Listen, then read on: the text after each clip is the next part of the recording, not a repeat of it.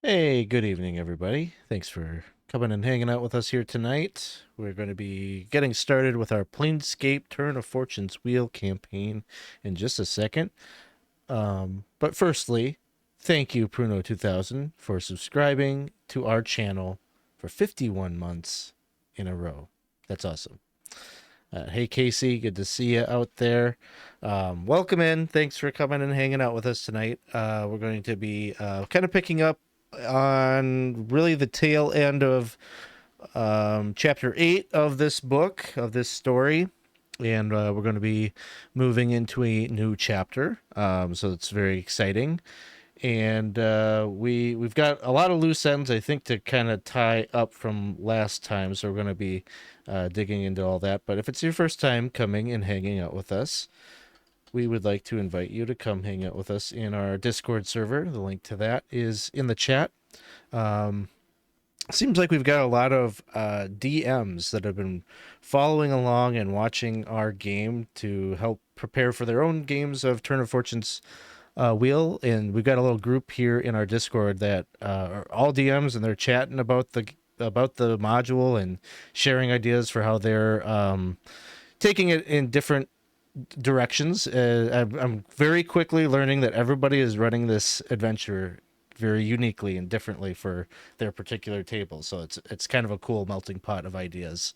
Um, I guess maybe a little bit of I had a comment by somebody on YouTube that they were really disappointed that we didn't do the Cakers encounter early on. So I do apologize for that. If you were looking for things to be exactly as they were written in the book, this session will probably be likely just as disappointing because I think we're going to be entering into chapter 11, and I think what we're going to do is very, very, very different than what they have in the chapter. So hopefully there's somebody else that posts a video of actual play for chapter 11 that gives you an idea of how the book's version would go. But if you want an alternative idea, just stick around and you'll see how we do it. So I guess before we get started, I don't think we've done like character disappointing equals you. I hope you guys aren't disappointed, but we'll see. It's been a little bit since we've done character introductions, so maybe we'll just kind of go around and get a quick snapshot of the character you are playing. I don't really have like a prompt, but maybe just share a little bit about who the character is that you're bringing into the adventure. Um, Thumbs down are still interactions. That's right. That's a good way to look at it. Well, let's do some introductions here. Let's start first, maybe. We'll just go left to right across the screen here, and we're going to start things off. Isaac, why don't you tell us a bit about Zilloff? Okay. Hello, I am Isaac. I'm playing Zilloff. Zilloff, a long time ago, once was a dragonborn bard. Before and after that, he became a bit of a cult leader. After that, he became broken emotionally, pretty much in every way. Slowly, he has regained a bit of himself with the aid of these personas that he has kind of absorbed, but even more so with the interactions of his interactions with his companions and his friends. He currently is in the form of a female wild magic barbarian, a dwarf, and he's currently a bit sad. He's still waiting for his friend Baz to show up, and he hasn't yet. So he's kind of been looking over his shoulder and hopeful that they make their appearance soon. And as far as his mental state, he's what he's learned. Hopefully things are back. He's gaining a lot of himself back. So we'll see where he is after this session. Awesome. Well, thank you. Let's move over next to Robyn. Oh, hello, I'm Robyn. I'm playing Cerebella Storm, who is currently an Orc Wizard, but had been a runner-up to a Nebraska beauty pageant here on the good old planet Earth, and was very distressed to find herself not only in a very different place, but looking very differently. She's starting to let go of some of the orcish voice, getting her own voice back a little more as time has gone on. But, during times of stress, some of the orc comes through. But it's interesting with Cerebella because she's not the do-gooder that I feel so many in our party are, but she's really starting to rely on the fact that she's surrounded by do-gooders, and maybe it's rubbing off a little bit, and it feels good to help others, and even put yourself at risk a little bit. So we'll see. We'll see if her superficiality deepens a little bit more, or if it's just orc skin deep. Yeah, that's what I got. Awesome, thank you. Next, let's go to Jenna. Hello, I am playing Clack. I'm not going to try to say his full Oh, name that I've do. made for him. I really do like the name, and you say it so well. Do I? It's been a while Yeah. since I said it, and I haven't practiced it at Oh, all. okay. Sorry, didn't mean to put you on. Nah, it's okay. I'll still give it a try.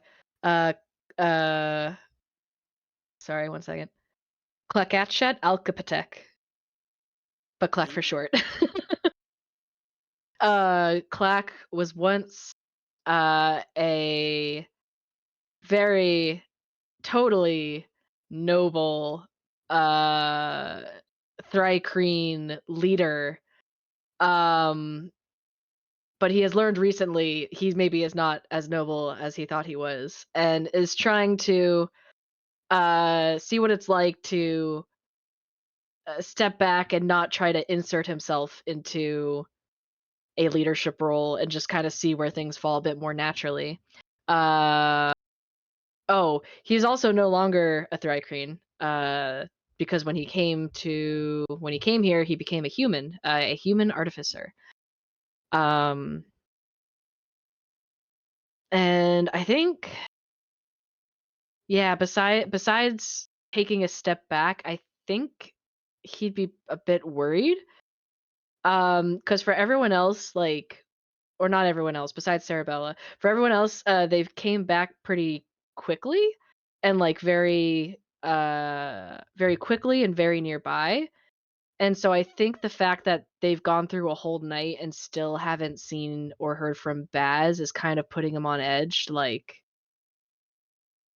when they had their goodbye, he maybe wasn't like he was like it it made him anxious, but he kind of like talked himself into a sense of comfort, like, oh, they'll be back. But now he's like kind of feeling maybe a little panic, like they're not back yet. Like, has something changed? Was this like a limit?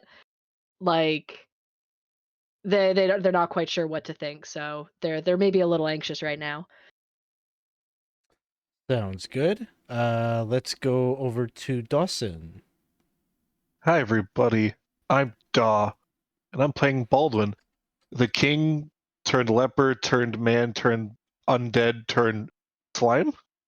At this point, I'd say for his current emotional stakes, he's like getting to live the life that he hasn't had the chance to live for quite a while. All these new experiences he's able to reintroduce himself to, he's really enjoying. And I'd say after the events that transpired the night before, he's gained that little glimpse of the past he once knew, being the warrior on the front, leading the vanguard type of deal. Kind of just more reminiscing on the past, and those are the things he's focusing on right now.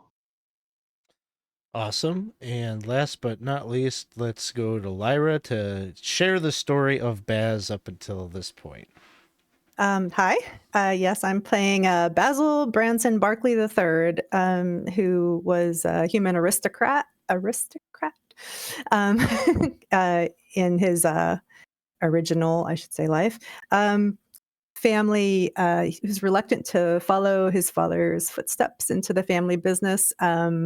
He much preferred to be in the forest, and his family were hawk masters, and Baz really enjoyed doing that more than anything else. He liked being out in the woods and being with the birds. Since he showed up with and got to know everybody, he was a changeling rogue. Really kind of lost and not sure about anything, and has formed connections with the party. And last week asked some of the party members to do something rather difficult in helping him end his life, because he had been cursed, and a couple other things that really unable to kind of move forwards, and couldn't see a way out. And as for now, Baz has yet to reappear. Awesome.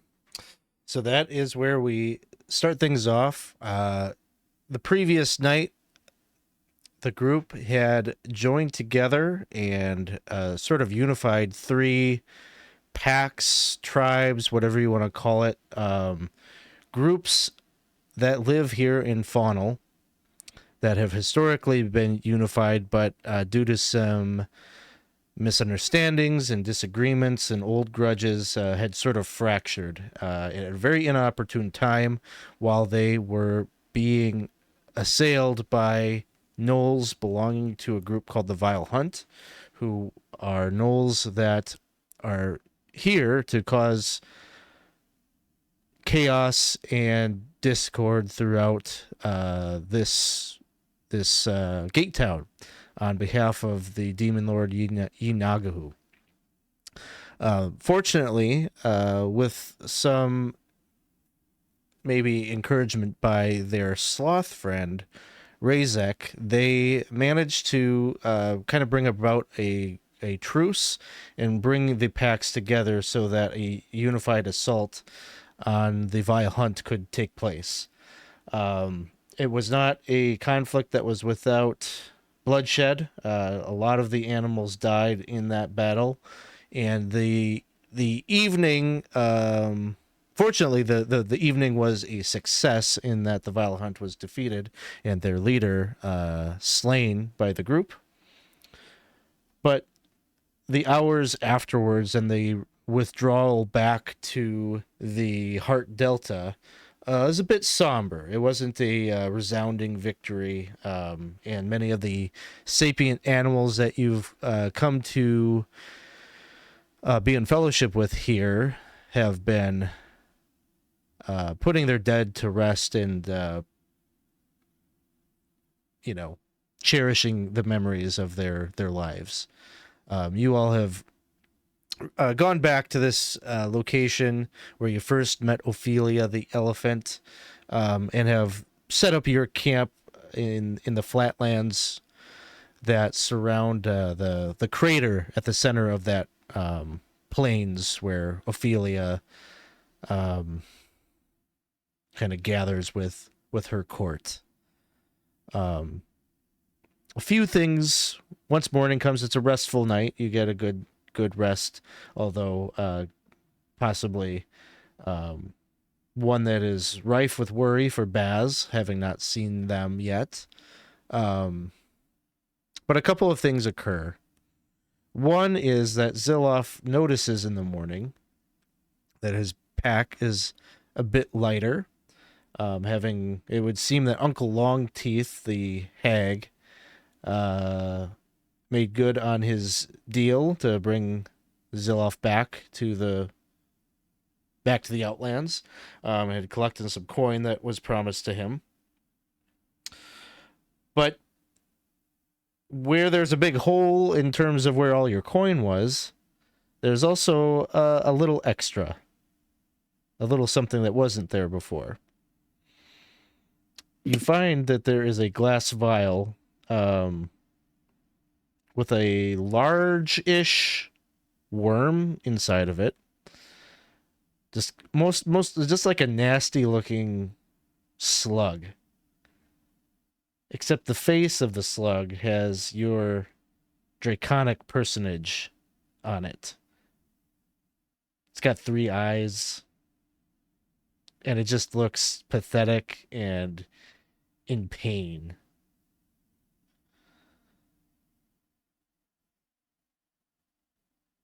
He's gonna kind of stare at it a bit and be, can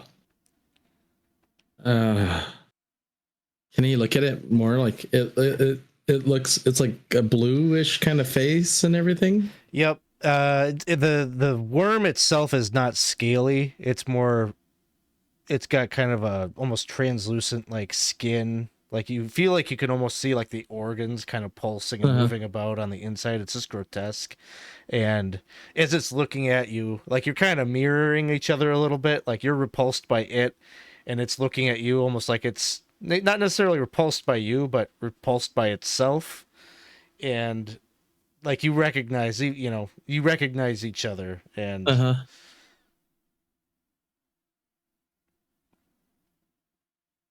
Oh, odd. Why would he give me this? Oh, at least I'm assuming it was him, right? Because it only happened to, so many days. I know, who knows, right? Your mind would probably turn to him. It seems in line with some of the things that you saw there in the Hells.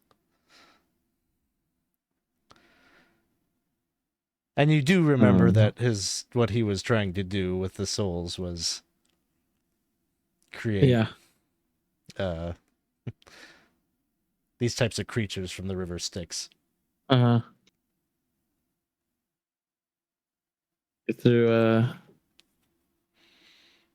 that's odd that it has my.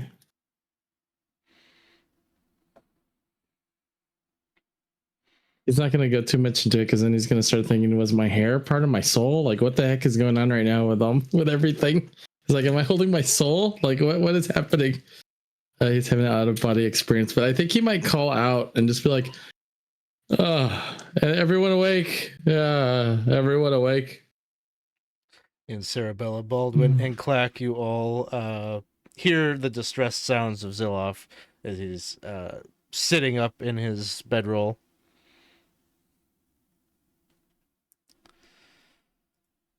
Yeah, I'm awake. Wake up, wake up. Oh, good. I mean, yeah, that's good. Either way, I'm going to hold something up to you, and you're going to tell me what you see. Okay? Oh, it's one of like Rorschach tests or something, like to decide if you're a psychopath or something. Rorschach, is that a exactly? Dragon, or... Okay. I'm good at these. Whatever I'm that really is. good at these. Okay. All right. Well, what do you see? And he's gonna kind of hand over. Why do you put that away? That is really strange. It's so squishy. Just kill it. Kill it. Squish it. That is gross. Put it away. Is it a dragon? Is it a... It looks almost familiar. Where have I seen that face before? Oh, yeah, when we fought those winged face things? Did you, like, clone it or something? What are you doing with it? Kind of looks like the face swing. Yeah, that's how I looked. But it's odd that you I were haven't. a worm? Yeah, I was a worm. Who are you to talk? Look at, I mean, come on. Listen, I didn't choose this one. As all of this is happening, Baz, you've been out. It feels like it's been hours. It was maybe like dawn. Like you remember seeing kind of like a few beams of sunlight just kind of drifting through, filtering through the foliage as you were coming to somewhere deep in the forest. But you retain all of the memories that you had, and remember what had happened to you, and remembered the urgency of the situation that the group was in, and their plans to deal with the vile hunt and everything like that. And so you've been racing, trying to find them through the thick of the woods. And maybe it has something to do with your past incarnation of kind of knowing, being familiar maybe with birds, in particular hawks, that you're able to kind of follow some of these familiar sounds of the wilderness that seem to kind of guide you. It was a long trek, but finally, now after hours, you return to what this place feels familiar. You remember your previous incarnation being here, and as it starts to open up and you see the winding rivers that kind of link up with this open prairie type environment, you see that crater that you remember standing in where you met the elephant. And as you're coming in, you're looking around and you're gazing. You could see your camp, and you could see your comrades. They feel like strangers upon first glancing at them. There's just like this like casual recognition. But the longer that you force yourself in their direction, your memories start to come back of, you know, the most immediate events that you've lived through, and you draw in closer, and you've had some pretty strange conversations with this group, and now here they are. Zilloff is holding up this jar with a worm, and the face on the worm looks familiar to you, and that's the scene that you were walking into. Mm-hmm. So Baz would have been kind of like walking through, trying to orient himself, trying to get back to camp, and sort of like whistling up to the birds and sort of getting their position, and then kind of like scurrying through and like just kind of quickly going through the woods. And then he'll hear these familiar voices and be like, it'll take a second. He'll be like, she'll be like, okay, oh, that's them. And then Basil come running basically out through the trees and say, hello. What's that? What do we see? As we look back at. So you would see an elfish looking woman with a really sort of messy brownish hair, caramel skin, lots of like sticks and leaves and stuff in her hair. Probably like some insects kind of flying around, following her through, and she's just gonna come up and say like, oh, wow. And then sort of notice like the hair and say like, okay, I'm guessing you don't recognize me. Baz. Well, He's gonna the code word? He's gonna like drop the code word. It's the code word. I don't remember the code word. Apparently you remember the code word. Is that the code word? Yeah. Banana nut muffin, and he's gonna spin around, and like the hair is gonna go, and I am so happy to see you. I'm so happy to be back. We did it. We did what you wanted. We took care of it. We kept our promise. I can tell. Yeah. Well, where did you wake up? Like, thank you. It looks like you've been roughing it a little bit. I mean, I have a comb that might do some wonders with, but where did you wake up? In the dirt. I was in the dirt and the leaves, and I kind of like it. It's nice. It smells so good. But that's okay. What is that? Did you find that? Yeah. But it's not really important. It's I don't know. I guess that old hag. Remember the hag, right? There's some dude. Remember? Yeah. I remember that you went away for a while. That's right. Yeah. Well, I when I came back, I made a deal. I forced you all to give me all your money so I would be able to stick around. Well, they took some gold, and in return gave me this. What do you think of this face on it? Pretty disgusting. I don't think it was worth the money. No, it wasn't for. No, it's. I was for. Me to come back. Yeah. No. You were worth the money. Yes. Oh, yes. thank you. Yes. No, I don't know what this is. I kind of want to. Is it a I don't know. message? Like, is it a threat? What Hello. kind of message could it be? Insurance? Oh God. Oh, God. Talks. Oh God. Oh no, it sucks. Oh God. Oh. Kind of talks like you do, actually. It's just got a tiny voice. Maybe if you're really nice to it, it won't look so ugly. I don't know. It could change. You know what? You're one to talk. You didn't even have a nose in your previous life. You're sitting there all decaying and nasty. You're talking about me with my many eyes and I have a nose. I don't know what you're talking about. yeah, remember everyone was afraid to fight your beast. You didn't have a nose.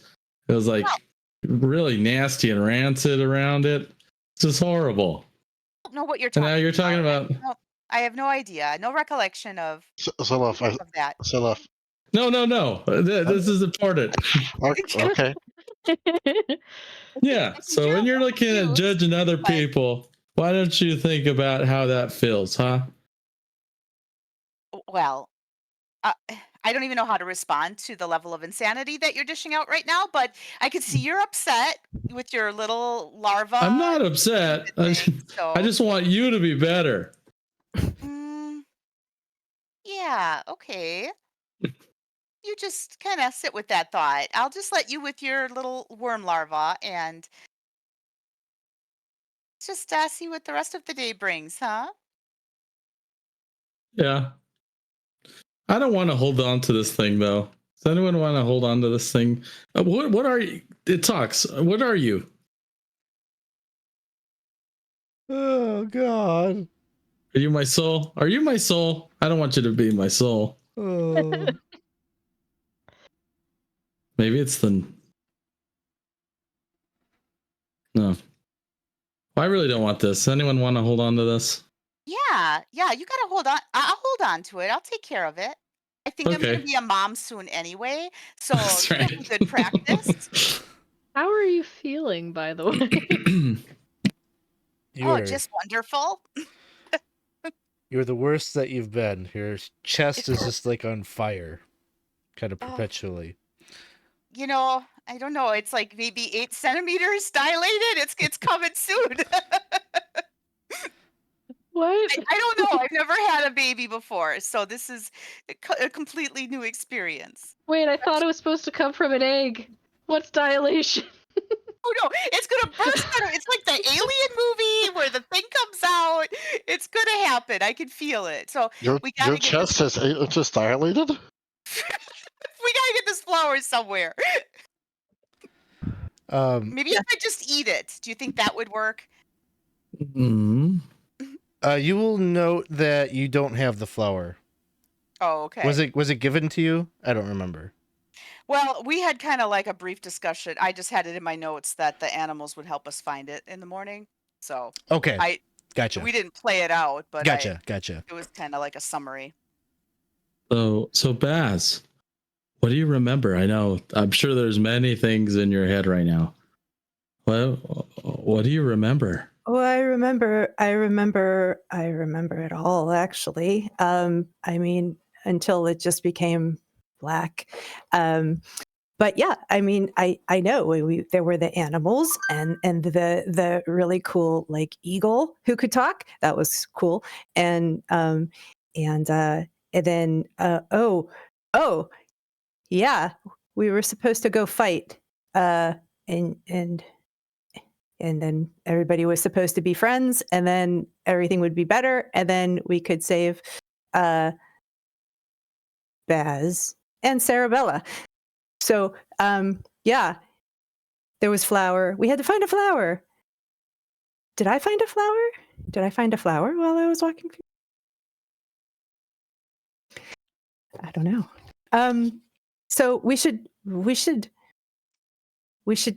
do something. We should get so that we can help Cerebella. That's what we have to do. But wait a minute. There are these birds that if you talk to them, they'll learn how to say the things that you know how to say, and they kind of, repeat back what you. Is that what you did with the worm? You want to try it? No.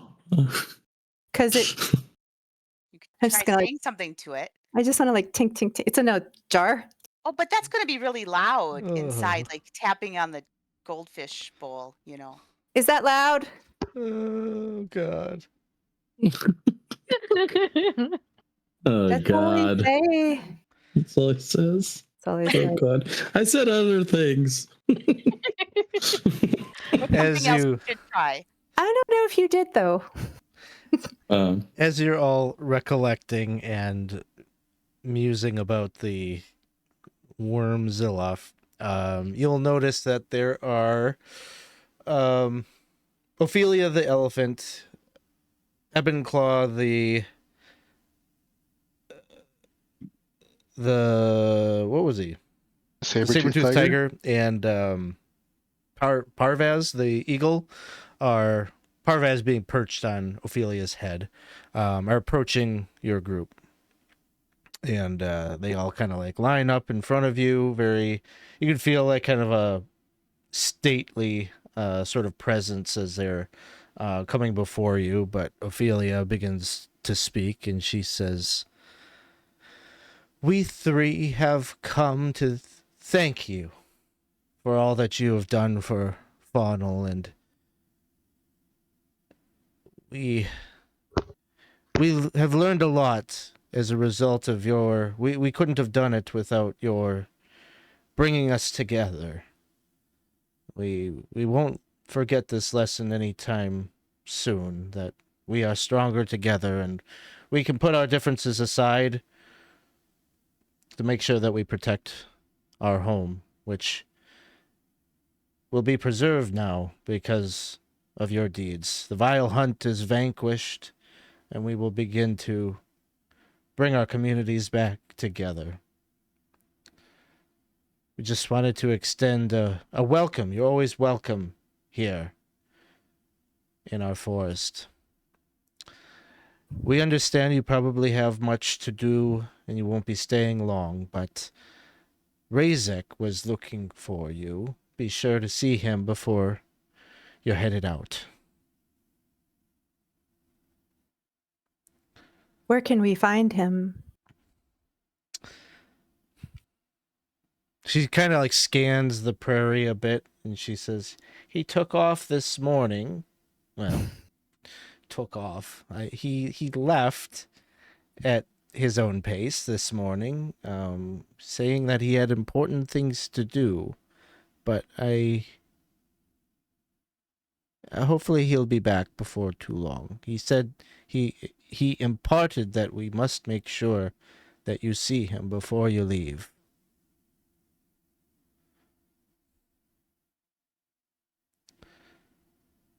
In the meantime, is there anything that we can do for you? Uh, I have an idea. Have you seen a flower, of a certain shade? Yes. You had asked about that yesterday. We didn't have much time to dig into it. Razek said that he was taking care of it, whatever that means. Wonderful. Wonderful. That's really thoughtful. I'm sure it'll be a speedy resolve. Mm-hmm. And you could see the eagle kind of perks its head up and gazes out across the prairie, and then you see this this gazelle bounding out from the forest and into the prairie. And on top of its back, clinging to it, is Razek, who's just puts his paw up. "Hey, Oh, look at him go. Wow, he really is Raise. friends with everyone, isn't he? And the gazelle just like leaps and bounds and lands right over in your vicinity. And Razek, he's got this like leather pouch that he's got around his neck, and he kind of hops off the gazelle and looks at you all, and he says, I don't want to get ahead of myself. How are you this morning? Did you sleep well? Oh, Very well, absolutely. thank you. Sleep was definitely restful. Yeah. Great. How was yours? Your sleep? Did you sleep well? I didn't sleep much. I've been busy. I found your flower. The savage seal. Well, that's And no wonder why you're. not Oh, sorry. Didn't know only you were still that, talking there. So yeah. I talked to the trees. And they relayed a message to what was their name again from Excelsior?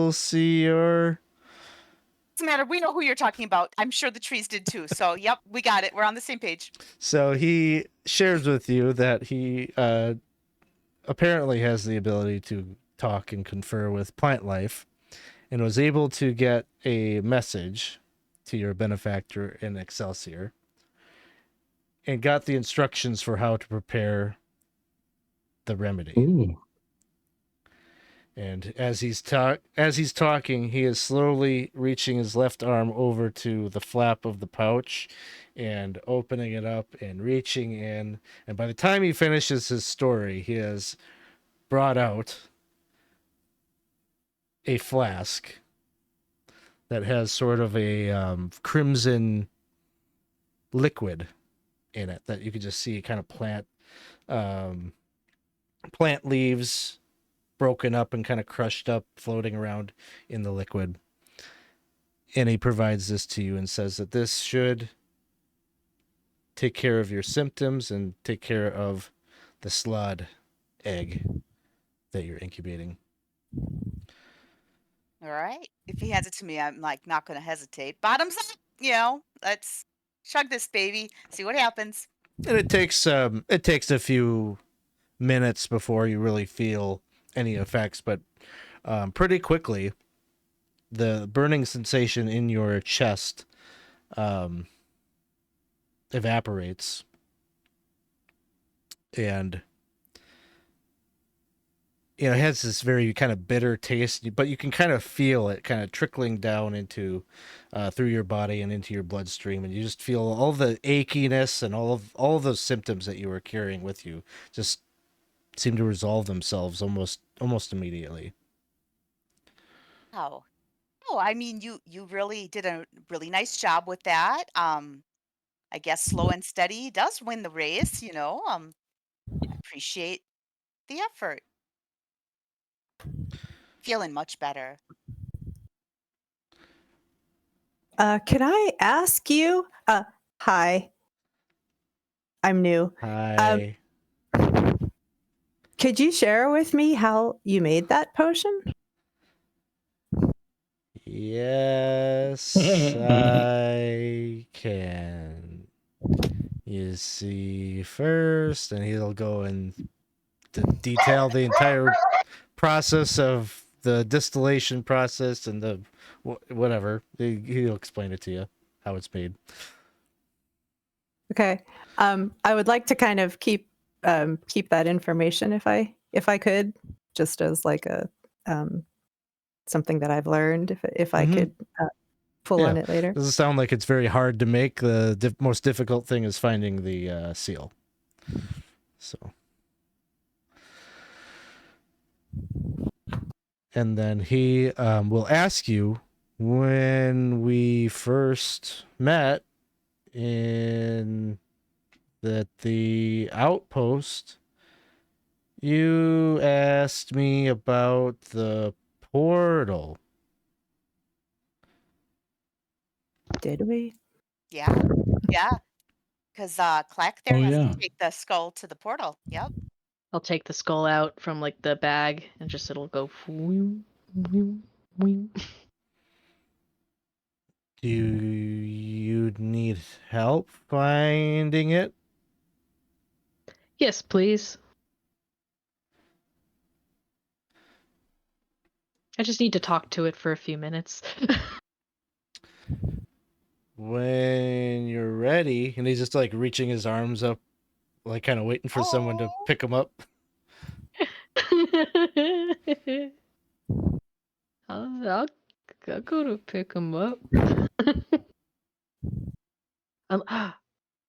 Unless does Druid Baz want to pick up the sloth? I would pick up the sloth if you don't want the sloth. I thought, yeah. Go for it.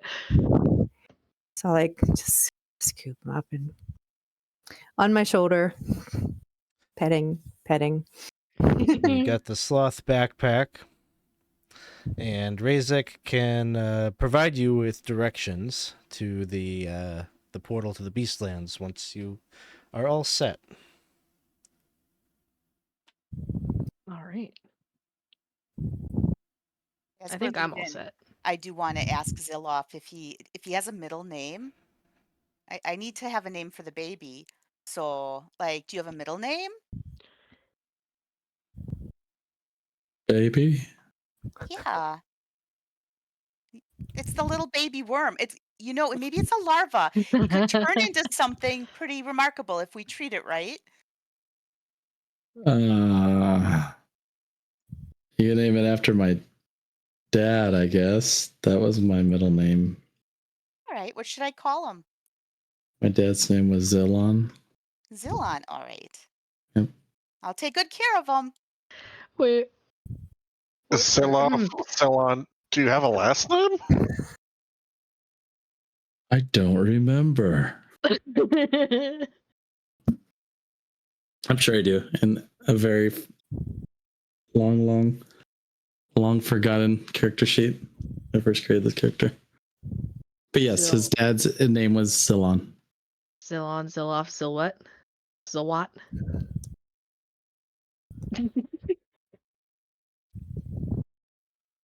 All right. While I'm carrying Razek, I would ask him if he's ever seen anything like the little worm thing. They would say that that's certainly true. They've got all sorts of,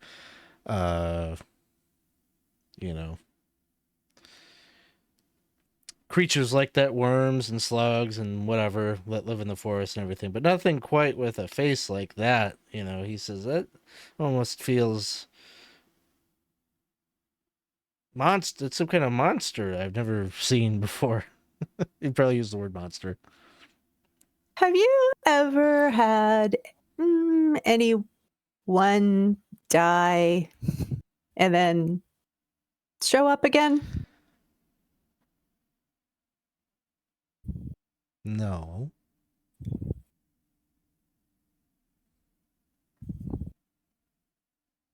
Okay. That's not usual. That would be scary if that happened.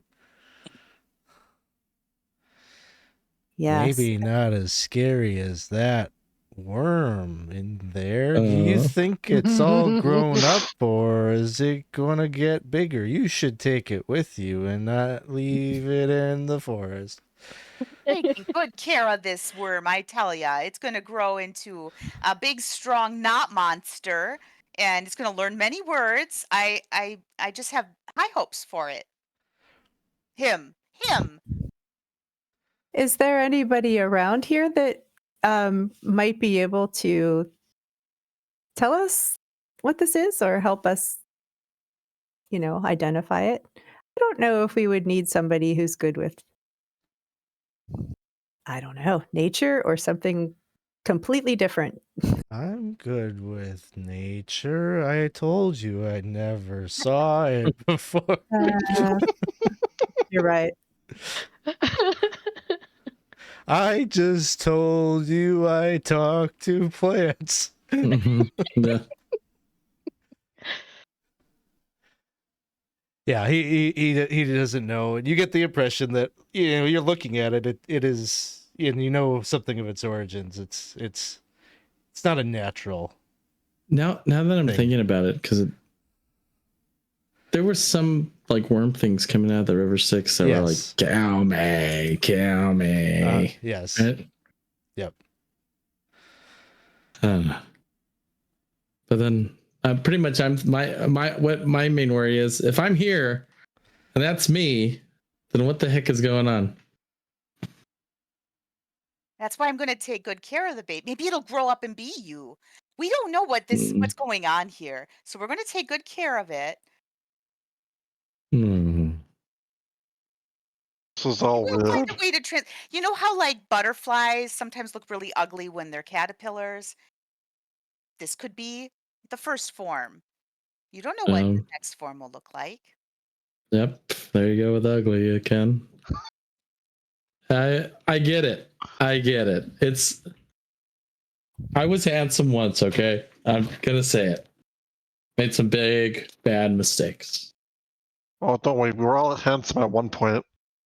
I kind of understand how you feel there, Zilloff. I didn't always look green, so maybe this is punishment. I second that one. Right? Maybe this is punishment. Maybe it's a little bit of vanity coming to, karma. Well, I think what we have here isn't punishment. That's maybe at one point I thought I did, but no, this is something else. Maybe he's gonna look at Baz and smile. And maybe it's a gift. Who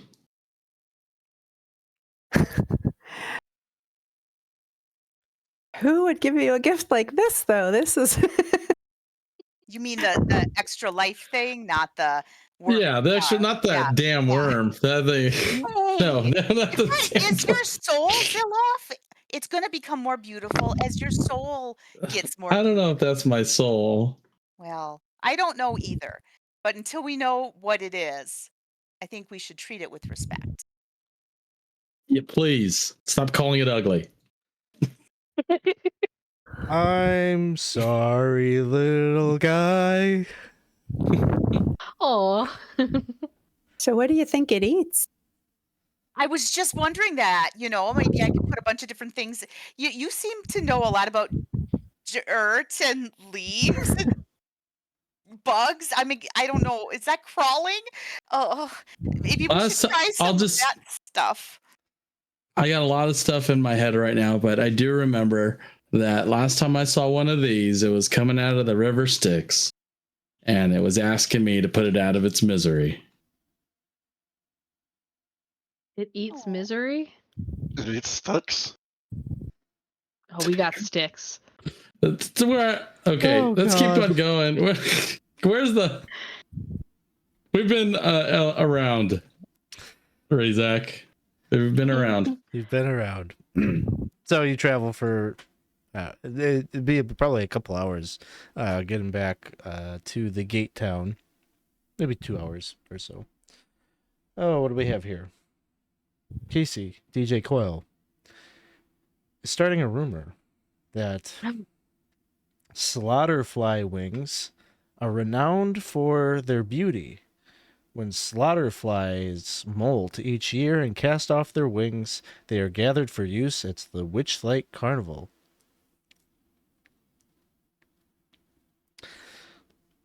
Issac will tell you that he heard about this weird worm-like thing that they have over in Sylvania, which is the gate town that shares basically the same woods as Faunel.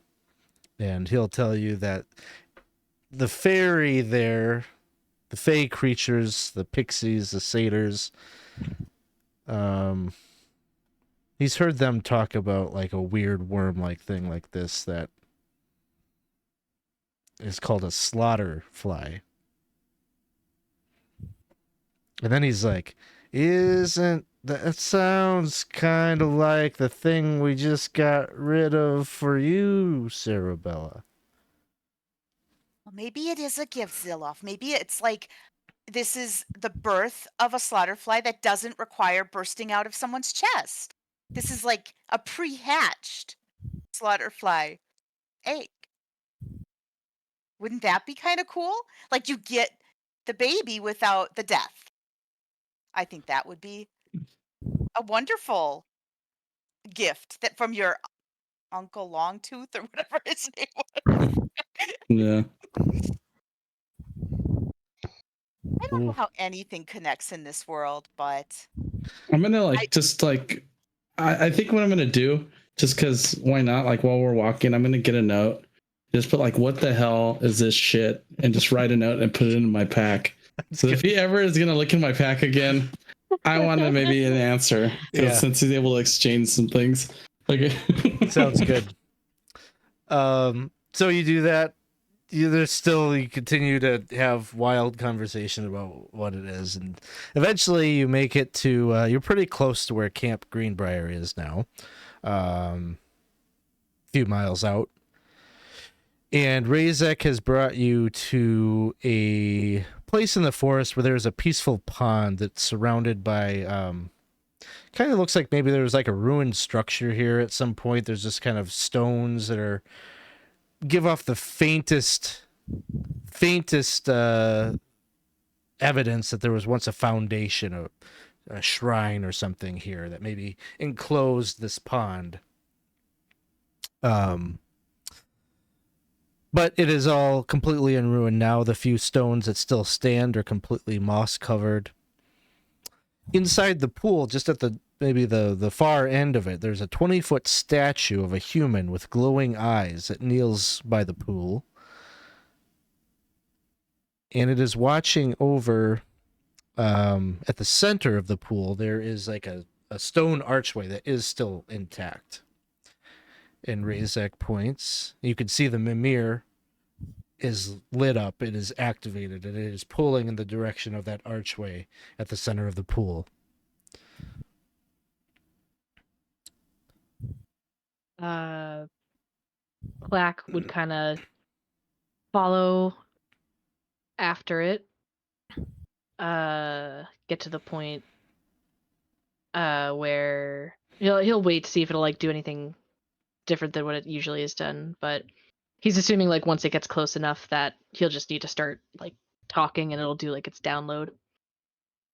Yeah, so to get in, I think, close enough to it, you would have to like wade into the pool, basically. I think before he'd do that, he would look to Issac just to make sure like it's okay that he goes into the water. You can go into the water, but the statue there is a guardian. You'll have to answer some questions. Oh. Okay. What kind of questions? I'm not sure. Huh. We'll judge your answers to decide if you can come close. And if I can't? Then we should run. Okay. Maybe I'll go up with you, huh? You don't mind? I don't mind. I don't mind company. Okay. I don't mind company. are you good at answering questions? Did you study for this test? I didn't study, but I like to think I'm a natural. Faunel, natural. Anyway, he's gonna kind of. Uh-huh. Oh no, you better take Zilloff with you. he's gonna he will walk up and he'll pause kind of by the guardian. Okay. As you move forward, and you maybe dip, climb over the little lip of the pool and wade yourself in, you can see the eyes of the statue light up, kind of this emerald green color, and it stands. It's like, fully standing up. It's 20 feet tall, so it's just very much like looming over you. And it's like kind of stretches itself out and like looks down, and it says, "I am Wrath, guardian of the Beastlands. You have come and you step into hallowed ground. Tell me, what is your business? What is your motive for drawing towards my gate?" I wish to speak to the gate.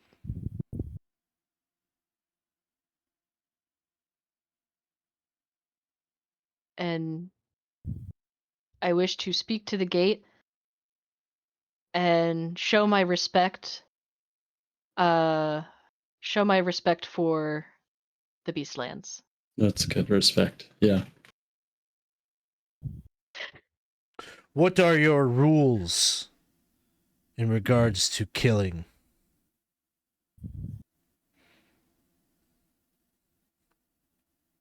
Only if it is needed, not for sport.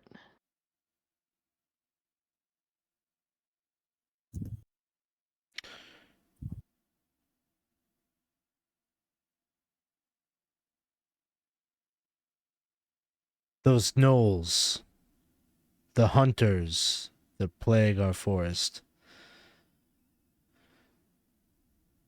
are you allies? I will know No. if you lie. No.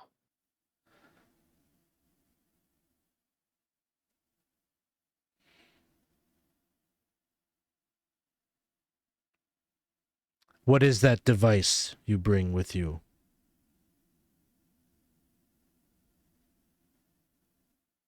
I'll be honest, I'm not 100% sure.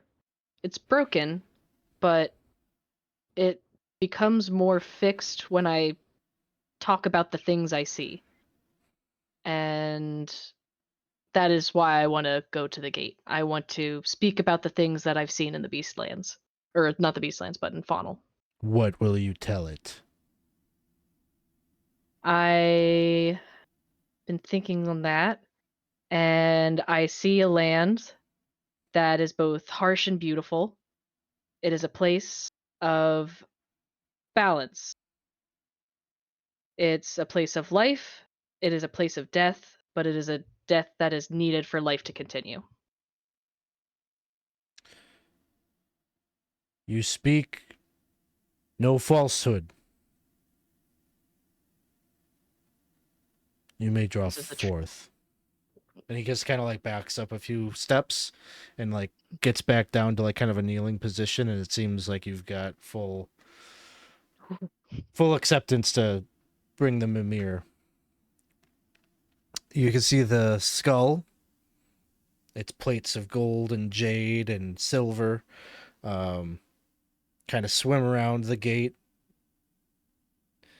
Seems to be, humming around and collecting just as it had at the previous gates, and then it stops and gazes right at you, and you can feel this like psychic link with it once again. Everything that you just told the guardian is what you accurately tell it. Yes. Okay. So you see it, and it gives kind of a light up of the eyes. It suggests it is finished concluding its recording. And then it just like returns back to normal, just floating around your head. No lights, no chimes. Just kind of in that neutral position that it's been in. Right. And just as he had told the guardian, he would, and once he was done, he would remove himself from the hollowed ground and like leave it as it was. Issac gives you some thumbs up. He like once he's like out, like he steps over the lip, you just see like, whoo. This one made me really nervous, guys. It wasn't. Yeah, she did a good job, Clack. Well, I guess you're going to be going on then. You want to come with us? Oh boy. That would be lovely, but I must stay here. I must continue to advise Ophelia and make sure the alliance that you brought together remains. Especially in light of the death of my friend Oka. I have a big role to fill. She was very good. But I wanted to give you something to thank you. And he reaches back into that pack and he produces this ring. He says, not all animals can speak like we can. This will help you to be able to talk to them elsewhere. He probably will hand it to Baz just because he's hanging on Baz's back. And So yeah, I'll look at it and take it and say, so you put it on and you can talk to an animal? yes. And they'll be inclined to be your friend. Oh. So you can be friends with an animal when you talk to them? What happens when you take the ring off? And then Run. you don't have a ring. Oh, it only works one time? This ring has 3 charges and it regains 1d3. It's a ring of animal influence. So it has 3 charges. You get some of the charges back at dawn. And you can expend a charge to cast one of the following spells. Animal Friendship. You can cast Fear, targeting only beasts that have an intelligence of 3 or lower. Or you can cast Speak with Animals.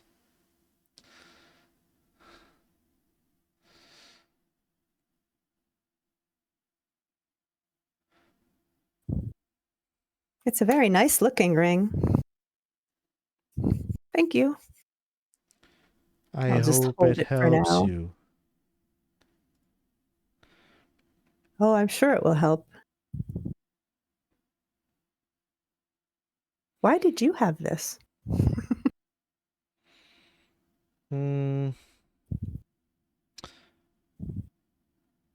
I collected it from a visitor a long time ago.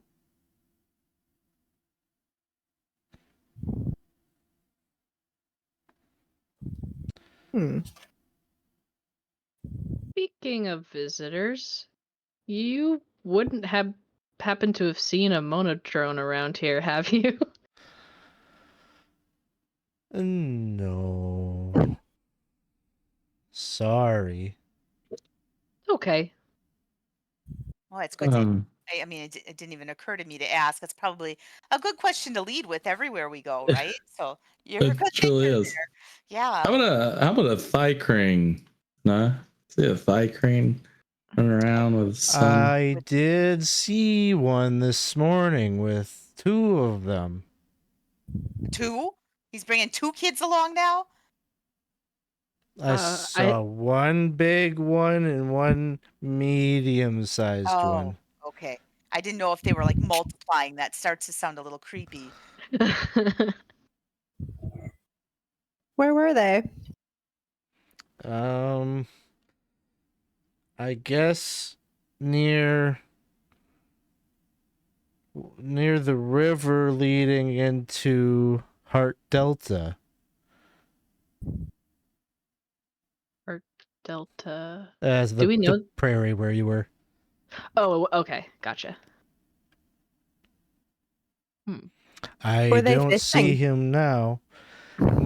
The littler one was fishing. The bigger one had these like kind of spyglass thing looking at the camp. I thought maybe he was a bird watcher. Was he Huh. looking at their camp? Like the party's camp?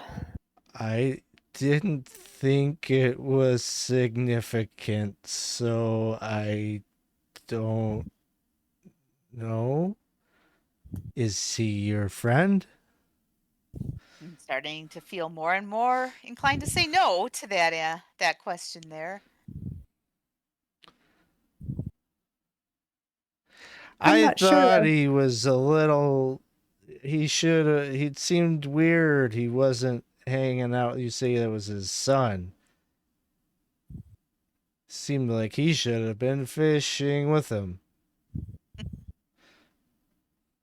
Yeah, he turns up quite often where we are, so it's starting to feel pretty intentional. A little bit stalkery.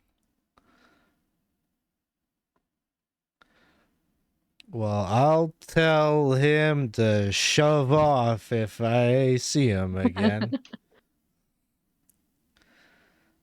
Well, that's very thoughtful of you. I wouldn't want you to put yourself in any, we don't know what he's capable of, so but I Yeah. appreciate the thought. If you go talk to him, bring some of your friends with you. Good advice. Well, what will you do now?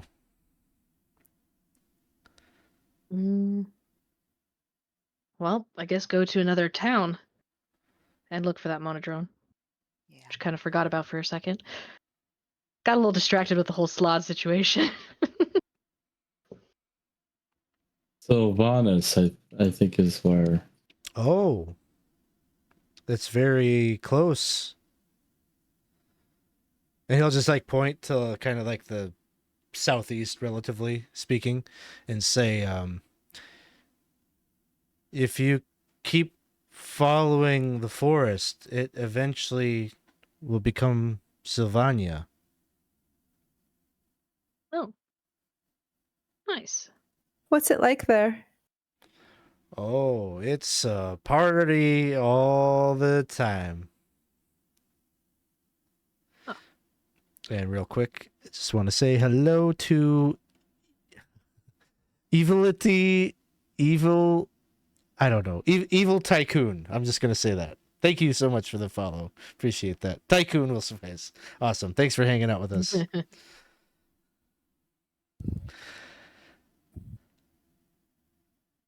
Yeah, he tells you that it is a kind of raucous place, but maybe one of levity and celebration, and it is a place where all sorts of things, mortals, elves, a lot of Feywild types congregate, but also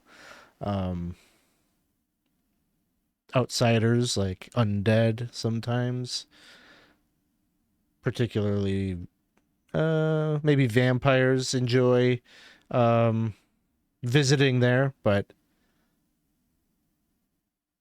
he says it is a very upbeat and colorful place.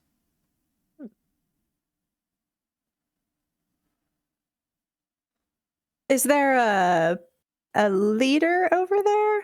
Like a king or a mayor? He says he doesn't understand the exact nature of it, but he has heard that it is sort of governed by spirits.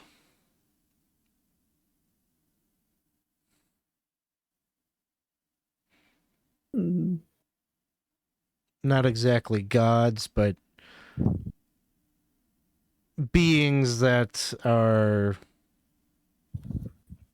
I don't know, sort of almost distant rulers or overlords or whatever you want to call it, fest masters of Sylvania.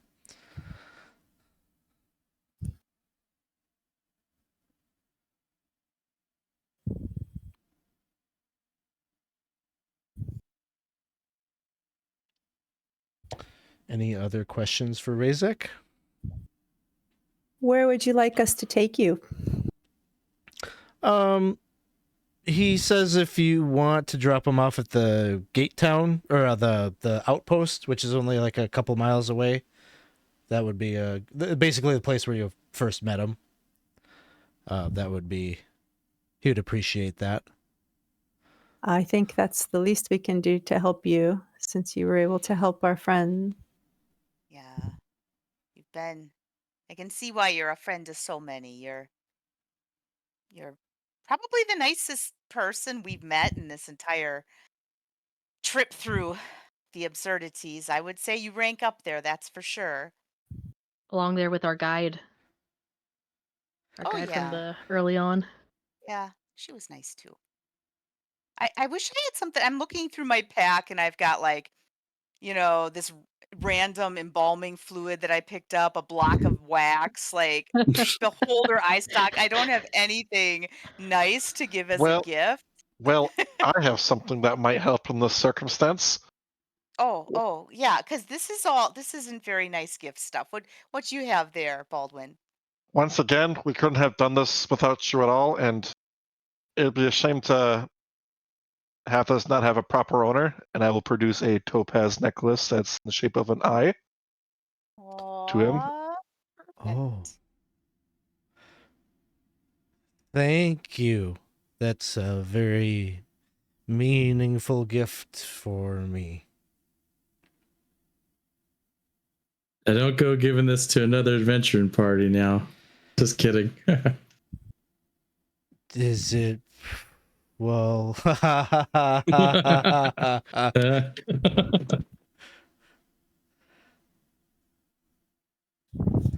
all right. So, you will head back to that initial Camp Greenbrier, and drop him off. And plan is to start making your way to Sylvania. Yeah, I would advise we keep an eye out for those little thigh-creen people as we're going. Maybe see if we can avoid being spotted. Sure. I don't know how good we'd be at that, but Let's find out who among you has the highest perception. I don't want to point fingers, but I'm going to say myself. Go ahead and make a perception check, and this is just going to represent the next couple of days of travel. Do you happen to spot them? It's not going to do great when you roll below 10s all the time. 14. All right. You don't seem to notice him. Hard to say. You get the sneaky suspicion always that you're being watched, at least portions of the day, but you don't spot him. So, As we're walking, I would like to talk to Zilloff for a minute, because if that's okay. sure. So I would just want to say that did I hear you about when you disappeared from us, and you were talking about a river and there were worms, and you were talking about them asking to be put out of their misery? Yeah. Am I understanding that right? Yeah, the tortured, I guess they're tortured souls. Yeah. And that's what this thing looks like? Yeah. So all it does is kind of, I don't know, catchphrases. I don't know what it's. It's not. I don't know. It's not. It looks like me and it sounds like me, but I'm me. I don't know why. I don't know why either. I'm feeling very, I guess I'm taken aback by the whole thing because of what we talked about the last time through. Yeah. With where I was, and you didn't mention that before. No. And now I'm just wondering if I've made a bad decision. I think I don't know. I'm learning it's good to dwell on the past, but we have a goal, and you're here now, and that's good. It was tough for a decision for all of us, to follow through with. But I mean, you're here. I mean, we did it. We did it because of you. I think it was a noble decision. I wouldn't worry, Baz. All right. I guess that it was pretty easy to solve the slot egg problem. That wasn't easy. It was easy. It wasn't easy. None of this is easy, Yeah. Yep. None of it's easy. Yeah. But okay. I am feeling better. That's good. And I'm happy that whoever, I mean, I know it's you, but whoever this was, they seem to be a good person too. Unless, I don't know. That sounds bad. I'm hoping that we're not. I don't know. I don't know what this is. Never mind. Maybe I shouldn't say that. Maybe it's tragic that. Oh no. I don't want to think about it anymore. Let's keep on going, huh? We don't have these answers to the questions I'm asking. I'm really hoping we don't get any more of these worms now that you're saying something like this. No, it's fine. I don't think we're gonna get a worm. I better not. He opens like his pack. Better not get another worm. Who are you talking to? I think it smiled. I don't know. I was making faces at it, and I think it smiled back. Look, see? Doesn't it look like he's smiling? Yeah.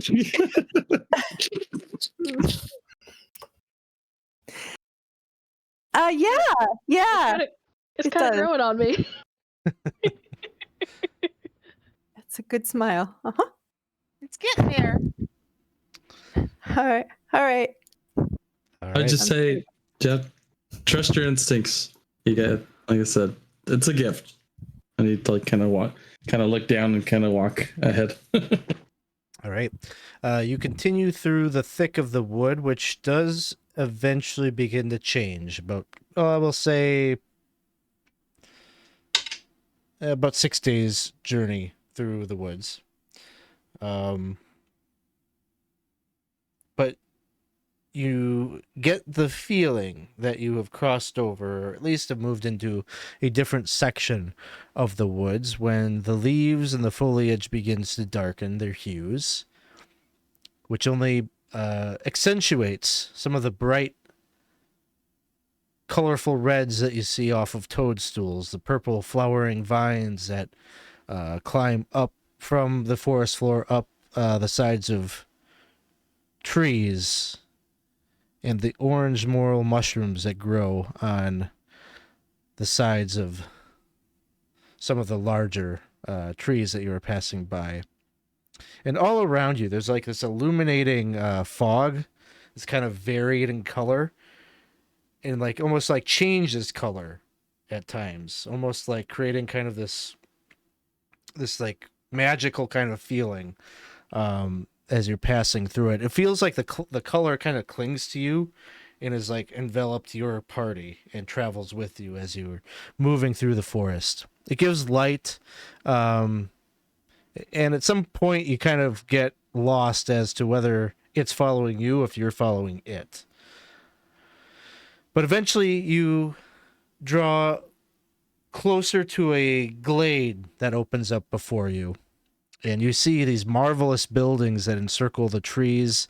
Some are actually built in the boughs of the trees up ahead, up above you, kind of like a treetop village or something like that, with rope ladders that cross down and allow access. There's just as many down on the forest floor. And there's definitely like this vibe of a party underway, because you see a pretty diverse mix of individuals, elves, hobgoblins, dryads, satyrs, pixies flying about, and the merriment seems like it is in full swing, except everything is frozen and it is silent. So the little pixies that you see flying about are just suspended in air. The party that is happening, there are people that are dancing. You can see a bandstand where there's like a violin that's just by itself, like floating mid-air, no player. There's and like the rest of the band, there's a couple of the band members are there. Like there's a percussionist that looks like a mouse humanoid hybrid, and a couple of other like animal hybrids about in the scene. Everybody is smiling. Everyone looks fairly happy, but it's just sort of morbid and creepy seeing this all suspended like this. And as you're coming into the scene, the only sound that you hear at all is coming from your mimir. As it's chiming, it's spinning around wildly. It doesn't lock in on anything in particular like it normally does. It's just like spinning around, and its eyes are multicolored. It's just switching through the colors of the rainbow, almost like it's kind of glitching out or something.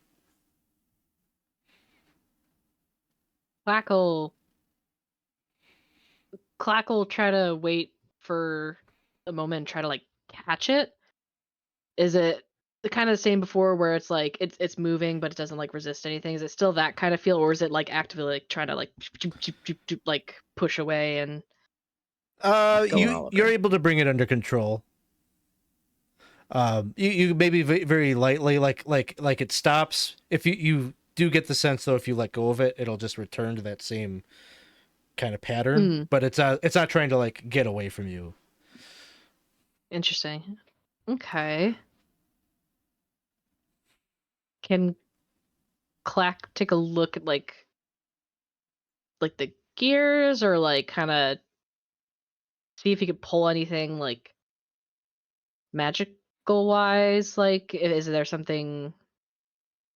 You can make Arcana check.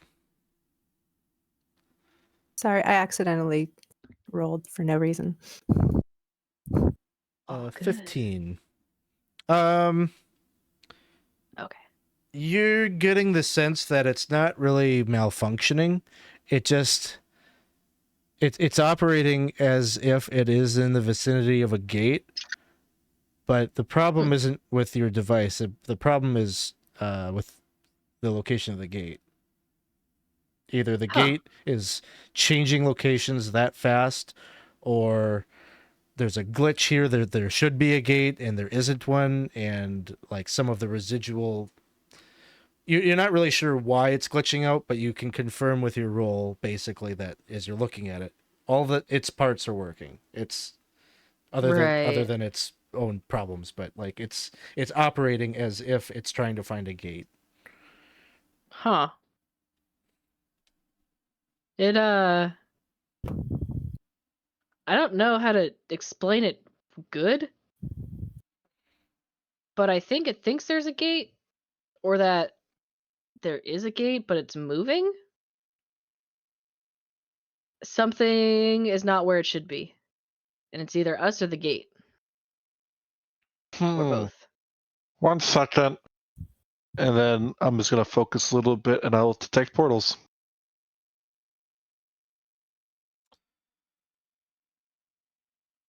I'll pull it up. You sense that, like it's like the strangest reading that you've ever gotten on your spell. It's as if there should be a portal or a gate here, but it's like you can't pinpoint it, but you detect it, right?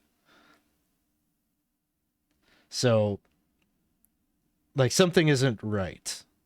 Like, something's very wrong with the portal itself. It's like Schrodinger's portal. It's kind of here, but isn't here. Yeah. Yeah. I've heard of this kind of thing. So, well, if you know about it, please tell. Well, it's the idea that if you look in the box, there's a dead Where- cat, where- but if the box is Wait, closed, where's the box come from? I don't really. It's a Schrodinger. I guess it's his box. So wait, is Schrodinger a He has a cat. necromancer? It's the He cat. might be. Yeah, it might be the cat's box because cats like boxes. You're shorting it with a box? I would think so. I mean, that's the whole premise. It kind of is and isn't at the same time. So like everything here isn't moving, but the portal is because I don't know. That's seems to be like it's sharing kind of like space simultaneously. Yeah, so nothing here is moving. I was hoping that I wasn't just seeing that you were all seeing that nothing is moving.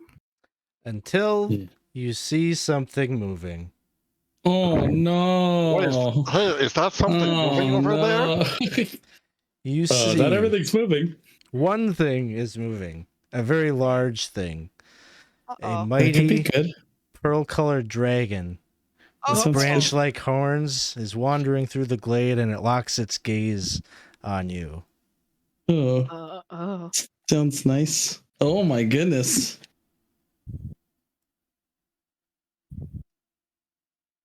Whoa. It starts I to This is move different. over I just into freeze. your I like direction. act like I'm frozen. Like I'm part of the scenery. That's what I'm gonna do. It's like, what are you doing? Are we supposed to do that? Are we? Yeah, Yeah. just pretend. Yeah. Where have you learned that if you don't move, they can't see you? Where did you learn that?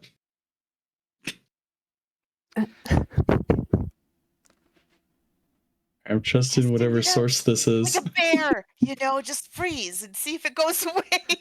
Hello. Damn it! Are you all playing a bit of a game? This didn't work. No. Hello. Hi. How did it? Hi. Well, it's a pleasure to see, smell, and hear you. Yeah, All three? Yep. but not taste. What is it? What is the No, I'm dragon not power? going to taste you. That would be... Ugh. Yeah. Well, no point in delaying things, I suppose. Time wastes itself for no one, as they say. So, you're moving about. You want to lend a hand here? With what exactly? Oh, everything is wrong here. Yeah. I believe we've also established this.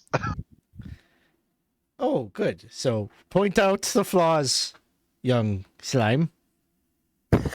Well, first observation, it appears there's supposed to be a portal nearby, but according to my magical abilities, it's not. And Oh. everyone is not moving. Yes, well, that part's... I did that part. Huh? The time freezing. That's intentional. I did that because everything's wrong here. It's all glitching. I don't like to use that word. It feels a bit out of place. Like I've heard it used before, but not in this timeline. But it's as good a word as any, I suppose.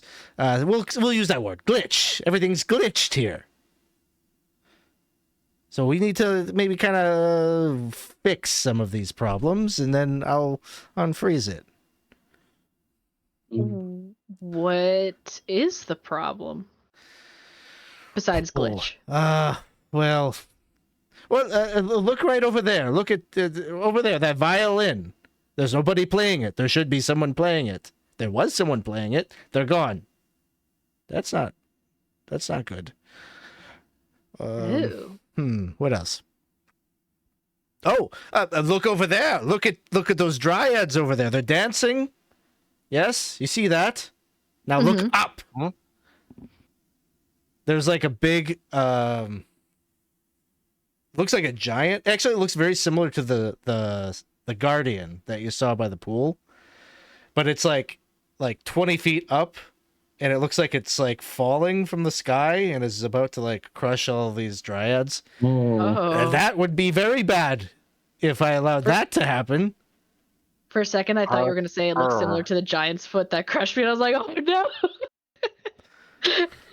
Is there any other like anomalies or stuff that seems just a little bit too out of place that we see in the whole frozen area? Quite a few things. You see that there's a hobgoblin, and he's like, he's sitting around. He's got like all of his buddies around him, and it looks like he's like double fisting some mugs, and you can just see like he's got his hands up in the motion like he's cupping like two steins or whatever, but there's no cup, there's no mug, and there's just like this liquid that's just kind of like spraying down on him.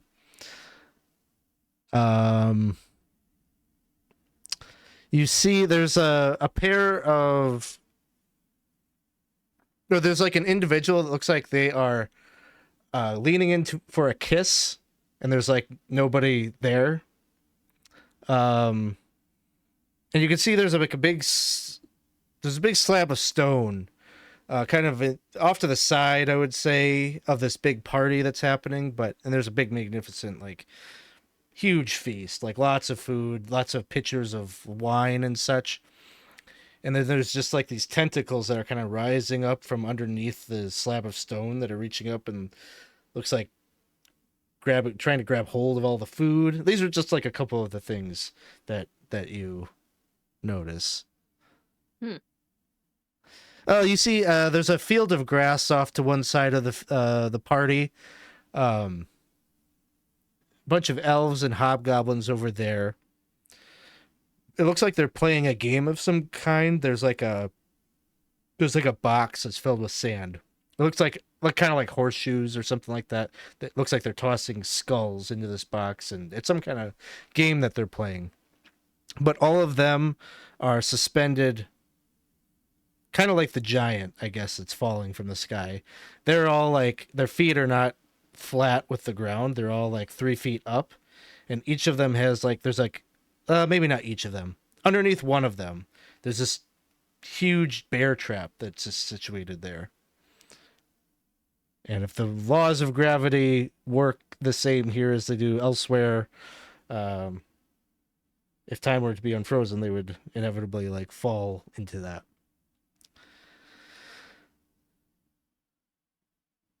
How long has this been taking place? Well, it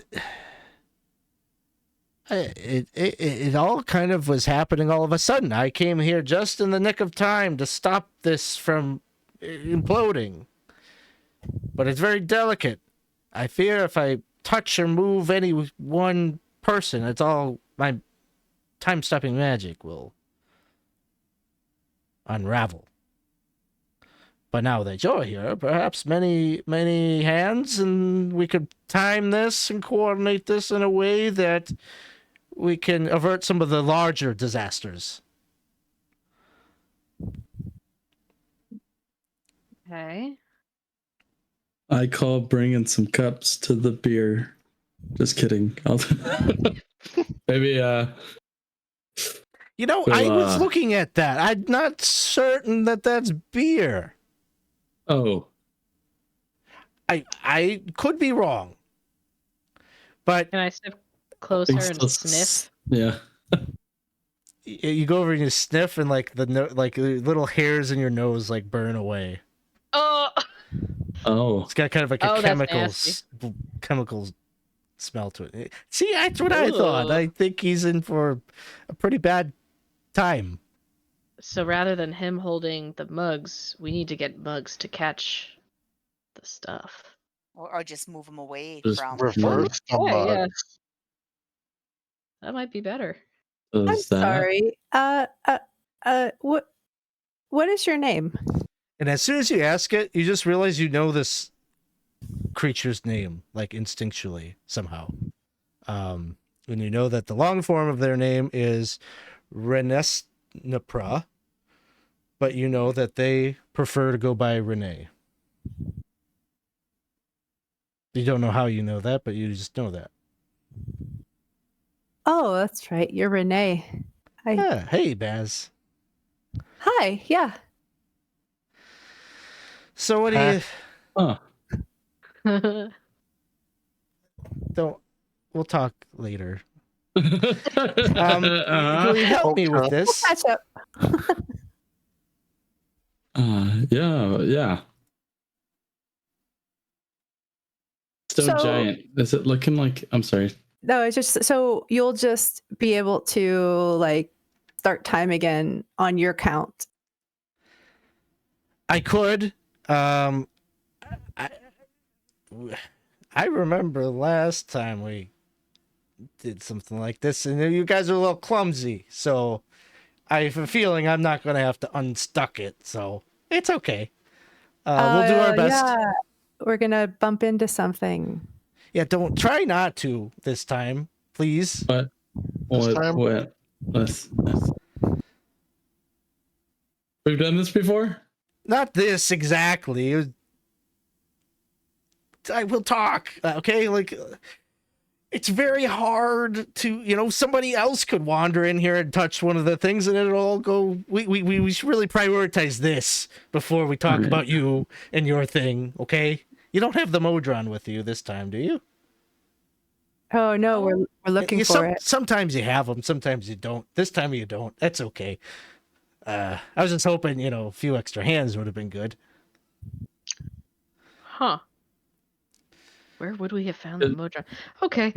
Yeah, we will talk. Yeah. Don't go anywhere. Talking is great. Okay. The giant. Okay, the giant. right. Is there anybody below giant that's fallen from the sky? Yeah, there's a number of dryads that are kind of in its shadow. All right. We'll say that your assessment is that there's like two that would are squarely like in the impact zone. Okay. So I could try to like side shoulder tackle two to get out of the way, or like pick up and run with it. Them. That seems reasonable. All right. So that's Zilloff's proposed action to help. So, what were the other sort of points of interest that we need? That's the giant falling. There's the hobgoblin with the something gonna splash on him. Yep, he's gonna be acid boarded, I guess. There's a fiddle that is in need of a player. That doesn't sound too bad, though. The player's missing. Yeah, that seems more the problem. Where is the fiddle player? There is a romantic that seems like they're going in for a kiss, but there is nobody there. That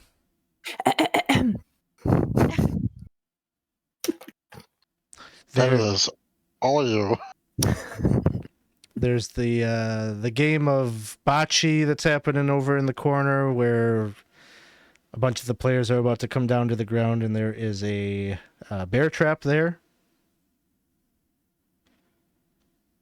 And there is something that seems to be gobbling up all the food over by the table. Wait, we can't see what it is. It's got. Can we see what's? Something tentacly. Oh. A bunch of tentacles are rising up out of the ground, and Does it seem to be one, like coming from one source, like one creature? Yeah. Or are they just individual tentacles? Kind of like coming up out of the ground and rooted in one spot. Okay. Well, let's start with the simple stuff first. What can we for sure take care of? I think the bear traps are pretty easy. Just scooch them out the way. But if we Isn't move there- something, it'll start time again. It will start Right. everything? Is that what we're under the impression of? If one thing moves, everything moves. You just have to do it all at the same time. On the count of 3, we each do our thing. Right? That's Uh, right, Renee? Oh, Yeah. Yeah. See? okay. Like we did before. Like we did Like with we- the Modron the last time we were here. Yes. Kind of like that. But not as clumsy. But better. Yes. No. Yeah. Oh, Mhm. I thought that was all wrong. Okay. All right. So we gotta divvy this up to solve our problems. Hmm. All right. I can try to cast Reduce on the tentacle monster and see if I make it a smaller one. It might not be able to reach the table. I could do that part. Okay. All right. So that's the table issue. Zilloff's going to tackle the guys who are about to be crushed by giant stone dude. Yeah. Well, side tackle. It's kind Side of use tackle? your shoulders. I don't know. It'll be fine, I think. Yeah. That leaves Hobgoblin with a bad Yeah. case of the Ashes Flash. The Fiddler, Mhm. the Bear Traps, Oh, and I know. Move the the Hopeless hobgoblin so Romantic. he can kiss the kisser, and then that solves 2 problems with 1 stone. I know I'm mixing metaphors, but you get it, right? If you put someone moves the hobgoblin to where the kisser is, then he's going to get a kiss instead of acid. Oh, okay. Okay, don't look at me like I'm crazy. This whole setup is crazy, all right? But we've got more problems than people, so this is a way to do both. Okay. Who's big enough to move them?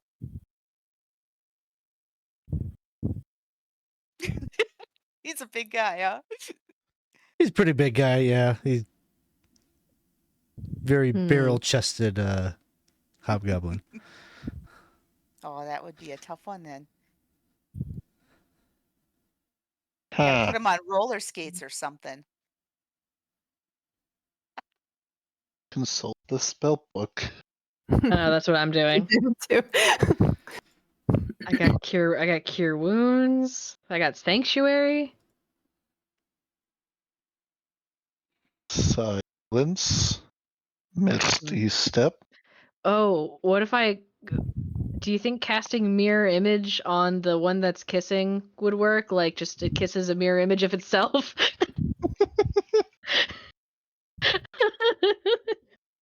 I don't know. I don't know either. Could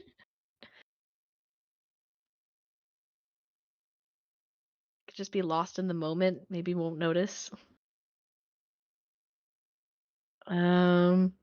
Otherwise, I got Shatter, Thunderwave, Magic Missile. Oh, I have Featherfall. Could Featherfall be used for anything? Probably not crushing the. Oh yeah. Yeah. Can it? I don't know. It says my intuition says creatures. So I don't know if I could cast it on a rock. I could try. See if it'll work.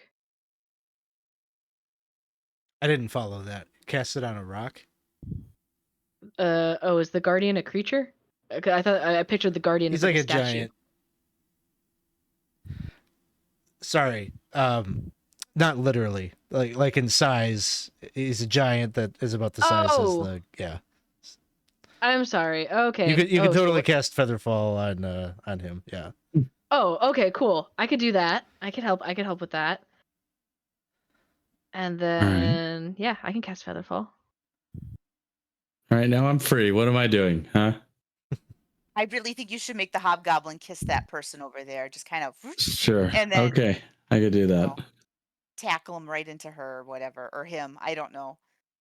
It's still better than acid. I'm just saying. So we have the bear trap. Mm-hmm. Mhm. Perhaps we could rig some sort of like mechanism to fall in it before they fall in it, so it closes on something else and not them. How many are falling into it? There's one that is like they're all gonna probably like sprain an ankle or something, but there's one that's like right over the bear trap.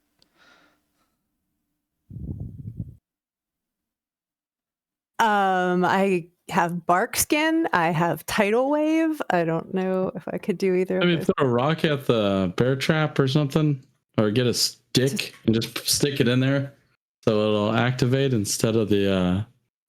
So they just fall on the ground. Yeah, give me that jar with the worm in it. I'm not Yeah. giving you my baby. To activate a bear trap? Oh no, your baby! Oh no! I'll give you. I have a It's I have a happening. beholder eye stalk. I have mind flayer tentacle. You can have one of those, but not my baby worm.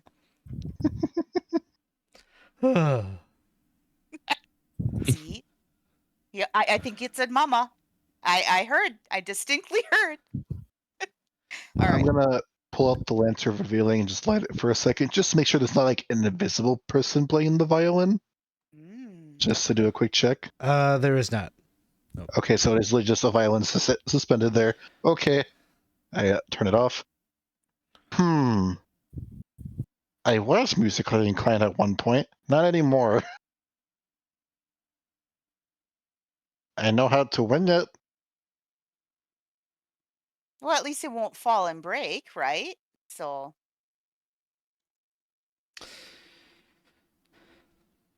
All right, just to recap, Zilloff, do you have a thing you're redirected yourself to?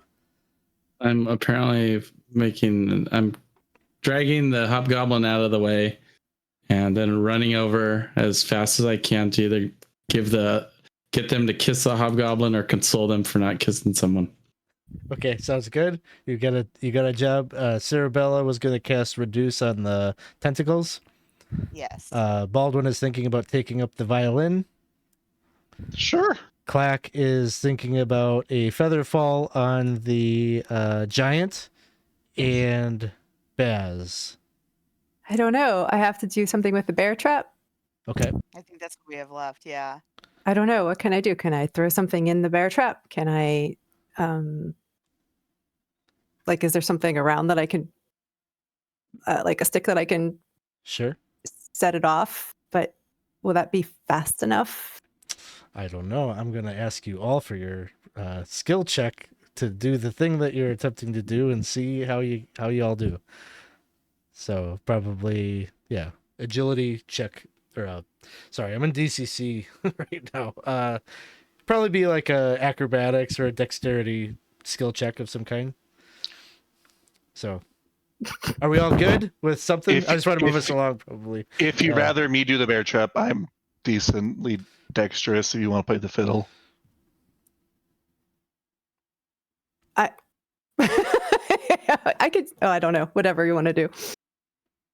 I'm better at acrobatics than I am performing the violin. I mean, I have a 0 for performance, so.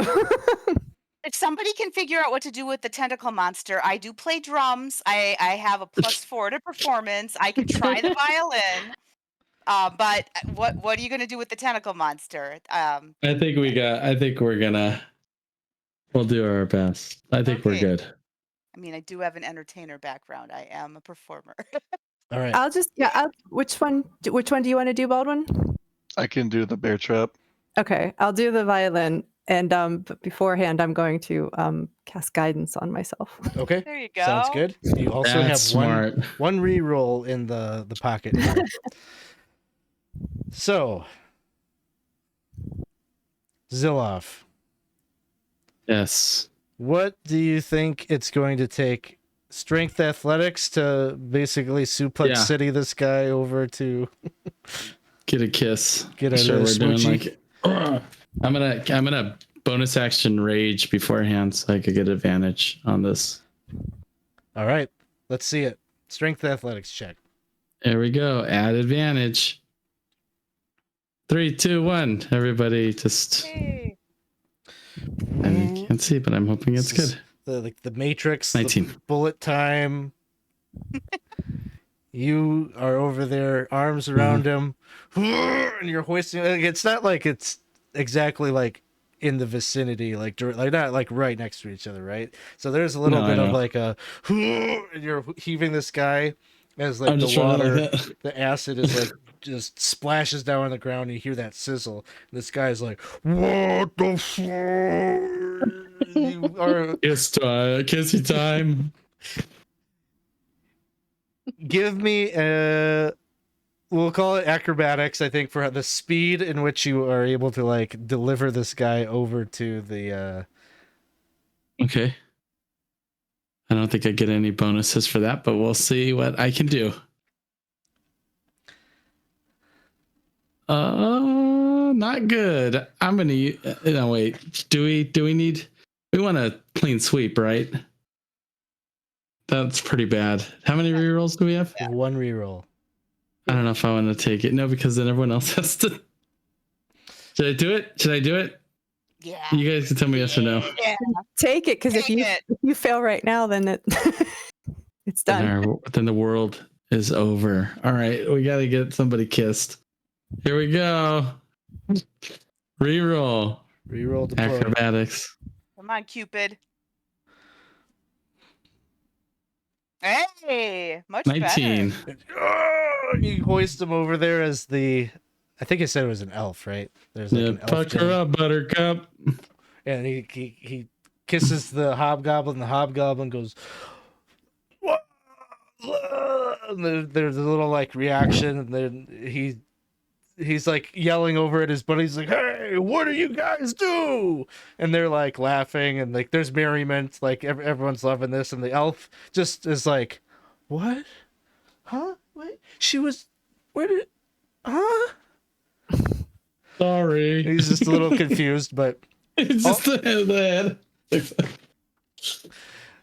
everyone's having a laugh. It's exactly what you need to do. Cerebella, you are going to cast Reduce. I don't believe. Yeah.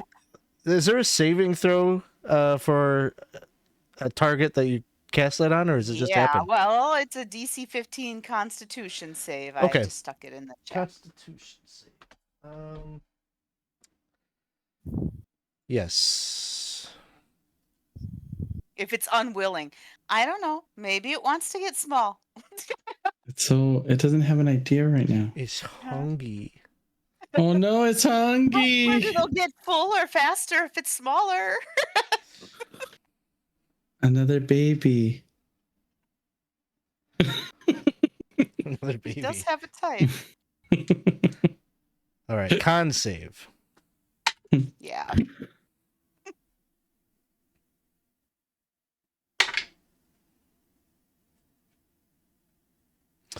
You watch as the tentacles kind of shrink up and just look like little night crawlers, kind of sticking their way up. Oh, it's cute. Maybe I got a new friend for Zillon.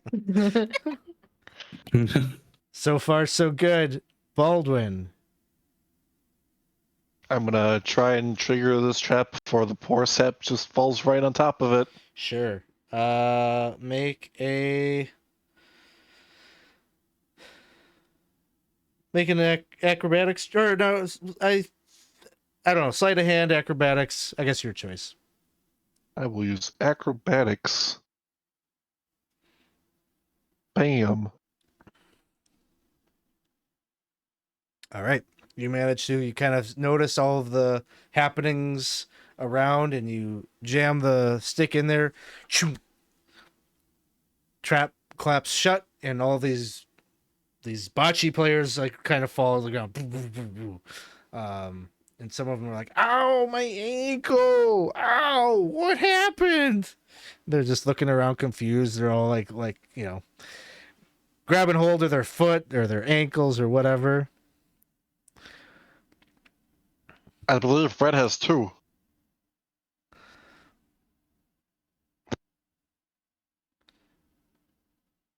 The one that is right by the bear trap is like, "What? What is this thing doing here? This is a trip hazard. Get this off the field." Clack. You are Casting fairy Featherfall. So you cast Featherfall as things are happening.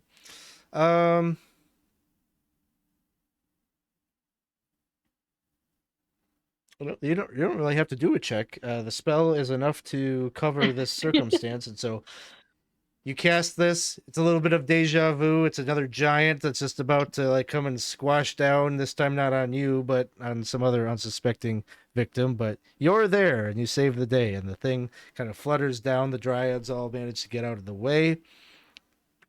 They all I've learned from my previous mistakes.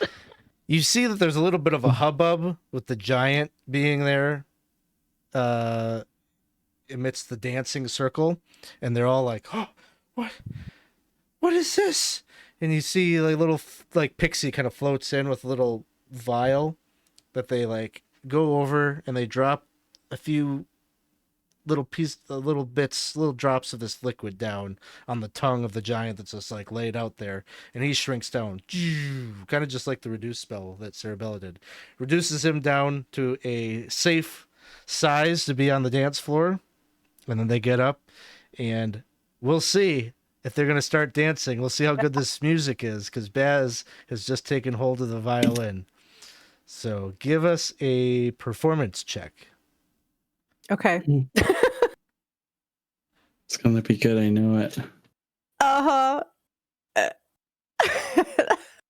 Can do it. My Guidance. Oh, you do have guidance. Yay! Heck yeah. And the giant is maybe thankfully reduced, because they go and they try to pick up a boulder seemingly to chuck at you, but they're small now, so they're not able to lift that up and throw that at you. But there's a bit of commotion over by the dance floor there, but you look over and you see Renee kind of like looking and saying, okay, I think things are going to be, I mean, we've all been to a bad performance before. That's not too unusual. I don't think anyone notices. Can I say, like, who does this belong to? All the other, like, the mouse people band members are, like, looking around, and they all just kind of shrug. At some point, there is a very pale-faced individual, a woman, black hair, almost like kind of glowing red eyes, that comes over to you and like grabs the violin and says, okay. And then they do the, let's welcome them off the stage.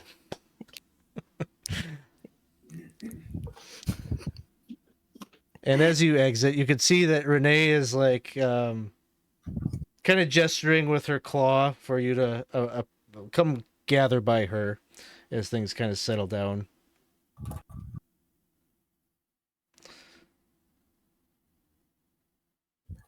Let's go talk to Renee. Well, how do we do? We're all still here. I don't see any. Oh.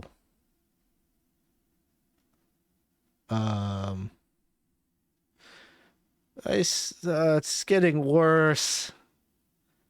Oh, now what? What? Look over there. And Huh? she directs your attention. There's a group of figures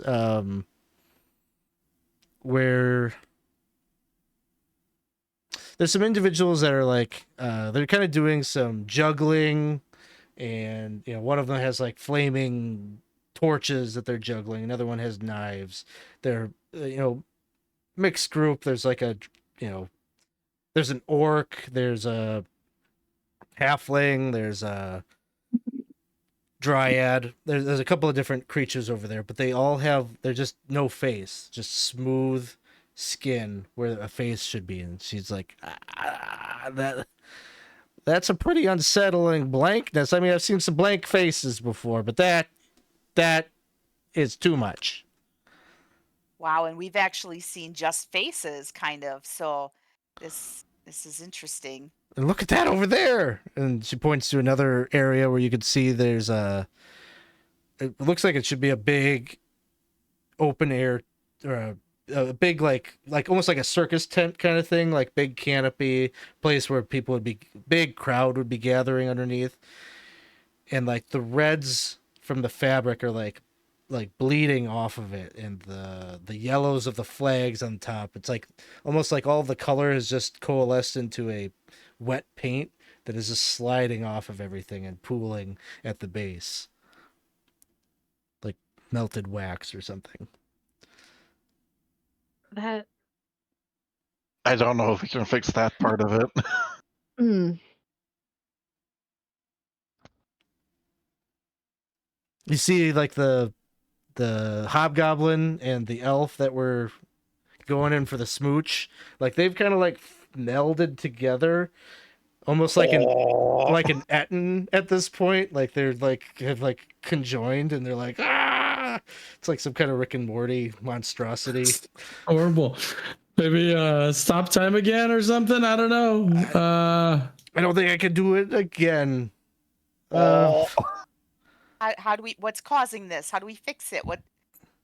What's going on here? I probably have to go back and ask Chronepsis what's going on, I suppose. That's you guys probably don't remember. God of Time. Oh. Yes. I mean, maybe this has to do with what you guys have been working on. Oh, explain how? Yes. I can't. Like But you you just said can't you or you're not. knew. I can't. Yeah. Well, some parts of it I don't know, and other parts there's rules to this. Mm-hmm. Oh, how many times have we tried this again? I can't remember. I don't have an accurate count. Like probably you guys are doing things where you don't encounter me, just as like sometimes you have the Modron, sometimes you don't.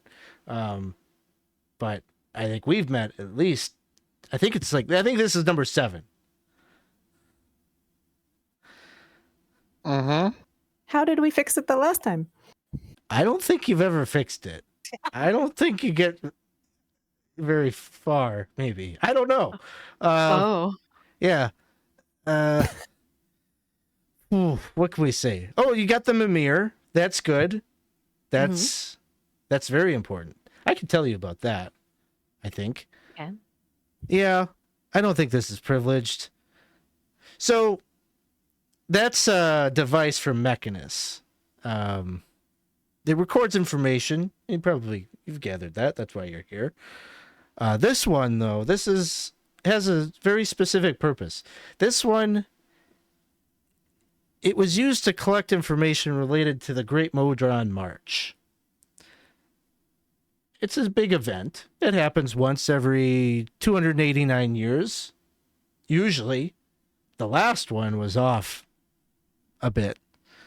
But the Modrons, they send out this big group to wander the outlands, to wander the plains, to gather information to help recalibrate Mechanus. That's the theory, anyway.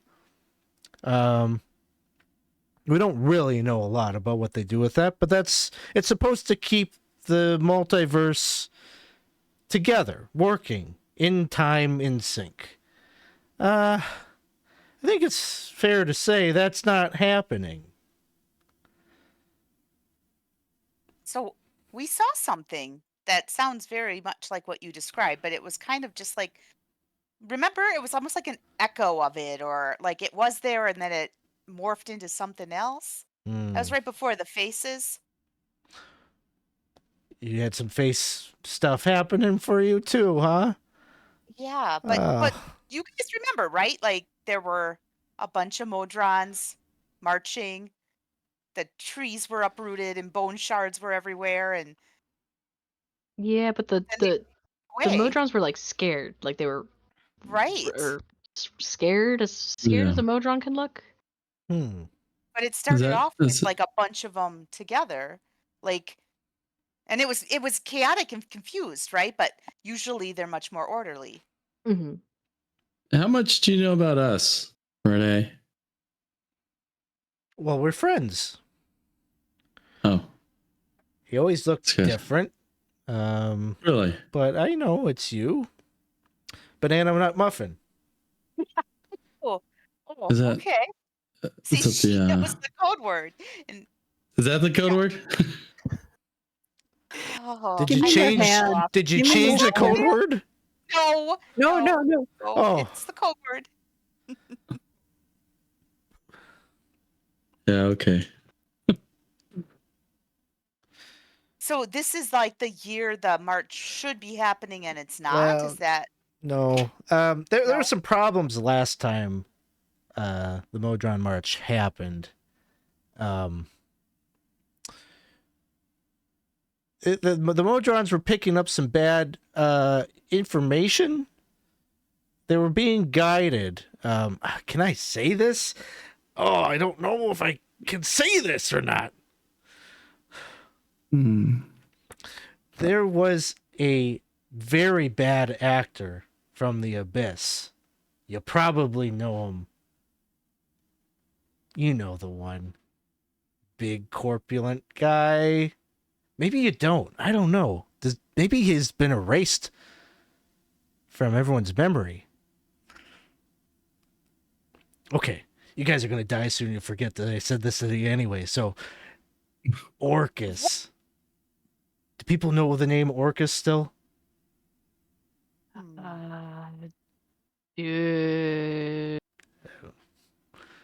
Not really? No, Okay, well, I don't think so. We're No. gonna die soon. What do you mean we're gonna die soon? That kind of got stuck in my head. Yeah. Like nothing Yeah. else really went past that. I mean, am I wrong? Oh, I mean, maybe you won't. I don't know. This is the seventh time.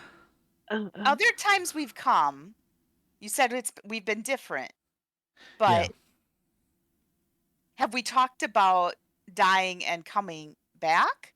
Like, oh yeah. okay, so that part's the same. All right.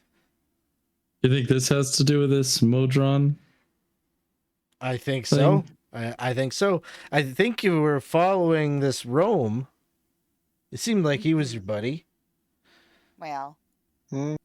we don't know him, but you know, We we're trying to haven't find found him. yet. Why? Okay. What? Why do you think you're trying to find him? Oh, we were lady told us. yeah. Who? We're trying to figure out what's going on with us. So we were asked to do this. Yeah, by a fox lady. Shemeshka. Mhm. She runs a casino. Okay, you can't trust her. No. That's bad. How so?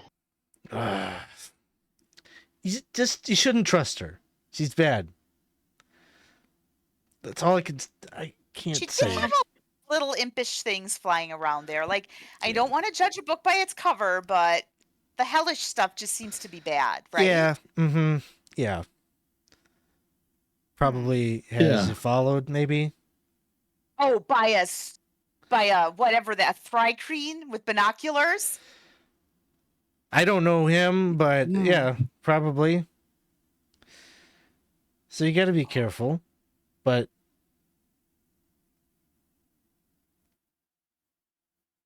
I think you got to find this Rome. It's always been trying to lead you somewhere.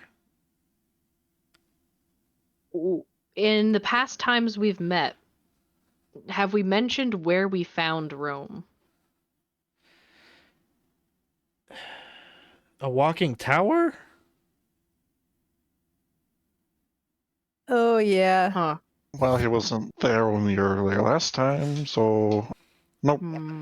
I think did it's kind like of a run away. 50-50 chance, maybe. I don't know how Oh. this works. Sometimes he's there, sometimes he's not. Like a Schrodinger.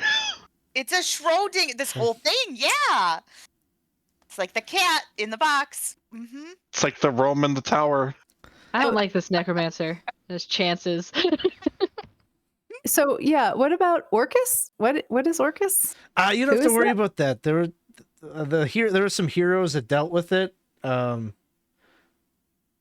They defeated Orcus. He managed to get into Sigil. It was a whole different campaign on 20 sides. You could go back and watch it. But yeah, Oh, that's bad. No gods are allowed in Sigil. Can't do that. no. Yeah, it was a big problem. They I don't think that's what this is though. I think this is something else. Say, don't trust the fox lady, but Like, find Rome, because Rome's going to guide us somewhere we need to be. Can I do an insight check on what he's saying to us? Sure. Just want because she's saying not to trust. Yeah, no, she's saying not to trust them. It's a 9. You don't know what to believe. I don't know what to believe. But it would make sense if the Modrons usually gather information from like all the different planes and kind of order it in some way. If they got bad information from this corpulent guy, maybe that's why everything's twisted. Why would Shemeska say that was her Modron? Because she lies. Liars lie. I don't know. Maybe she works with Orcus. Things do they normally go back to normal once we fix all this, or things are what they stay, right? This is bad. This is the worst I've seen it here. Oh. Yeah, but I mean, you guys want a drink? Maybe a drink would help. No, this isn't. No, this is an important question. Please come back to us. Do we stay like this, or do we go back to what we were? I haven't seen the same one before. I'm saying if we fix this Modron thing, are we gonna? We have to be able to go home, be ourselves again. We can't stay like this. It's nice. Well, this isn't all too bad. Yeah, some of us are like, this is okay. Speak for yourself. What if this Rome is the only Modron that hasn't been corrupted? Like, there was like a system-wide breach and the infection got everywhere within the Modrons, and this one guy is the one that's going to like reset the whole. I don't do computers, but you know what I mean?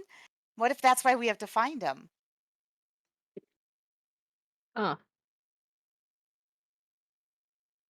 that seems like a very convoluted plan for what Shemeska just said for her financial assistant. Yeah. But it would be very profitable for her. Do we sign anything? Wait, did we sign anything? I think we signed something. Did we sign something?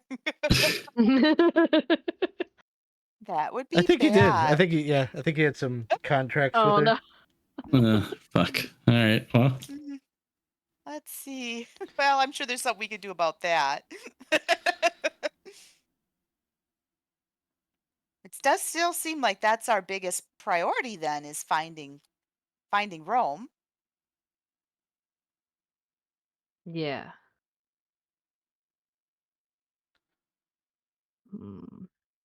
Well, what do we do about what's happening here? It's just horrible, right? It's just horrible. Has it gotten worse as we look around? I mean, I'm gonna go back to Chronespsis. That's the god of time. He might know what to do. I don't know. We're trying to. There's all these glitches. It's not just here. It's everywhere. We're trying to slow it down, but it's accelerating. Can we come with you?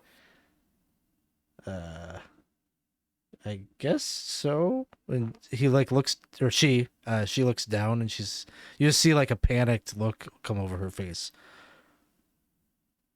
And you trace her gaze down to the earth, dirt, underneath your feet, and there's like this golden chain that has like a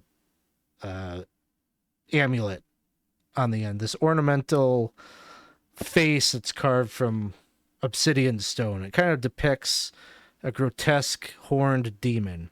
Its mouth is agape, kind of twisted into a permanent expression of like malevolent hunger, like it's trying to consume something. And Renee just says, "Oh, this shouldn't be here. I know we've meddled a little bit and time has shifted, but oh my God. Please, you need to take this. You have to." What is it? Why? It involves me. I can't say that much. I can't get involved in my own timeline, but you got to give it to someone. That's all I can say. You'll know what to do. You'll know. Please. I can't be. I have to leave.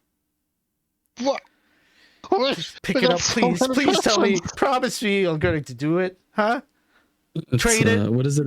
It's just like a medallion. Like it's like a golden chain, little demon face on the obsidian. I'm not touching the demon face. I'm sorry. I don't know what this thing is or what it does. If I touch it, it's probably gonna like stick to me forever, and it'll be like some cursey thing.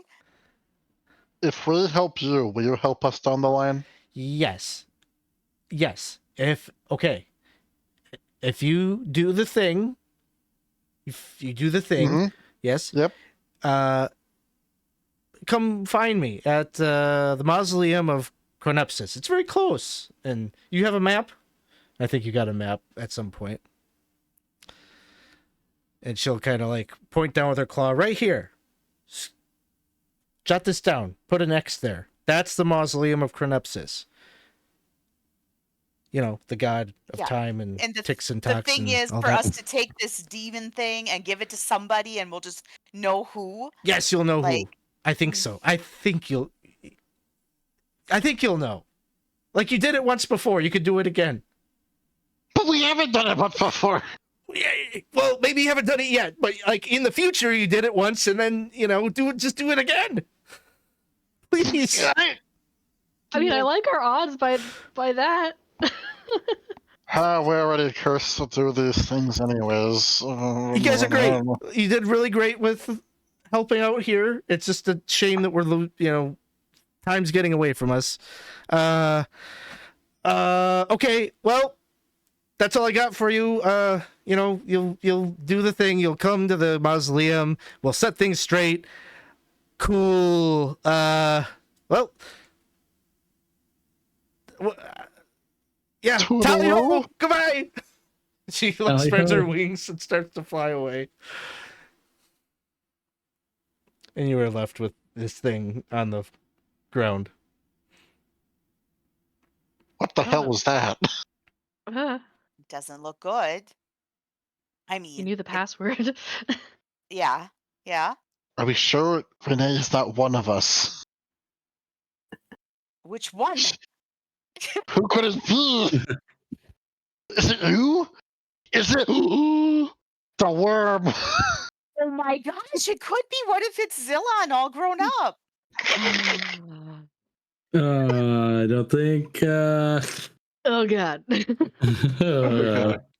Baz is just thinking, next time I'm hoping for a dragon body. So I'll look at this thing. Do you have gloves? I don't think you should touch I pick it up. Oh, Okay. for the love of.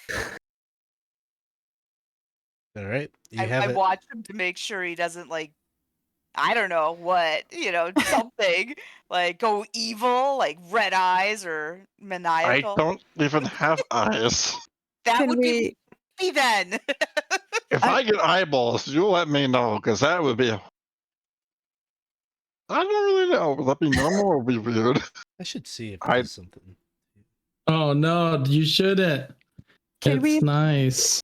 can we examine this thing and see if there's anything else about it that's we notice? Yeah. More no. Okay. Oh, So it's just Unless an there's- amulet on a Unless there's something chain. special you're doing. Yeah. Say, Okay. please return to and give us a name. Does it have a receipt with it? Does it tell us the? Provenance of it. Does it got provenance? Oh man. Well, how do you suppose we figure out who we're supposed to give it to? Well, perhaps this is somebody one of us knows, or one of us did know. Does the face have any distinguishing features that could be pinpointed to a different type of, like maybe it's like a holy symbol, maybe it's like a cameo? Would we know a person such as this person's face?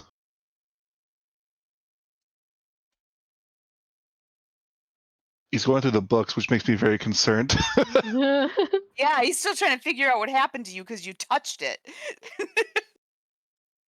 There's got to be a picture of it in here. Oh, there's gotta be.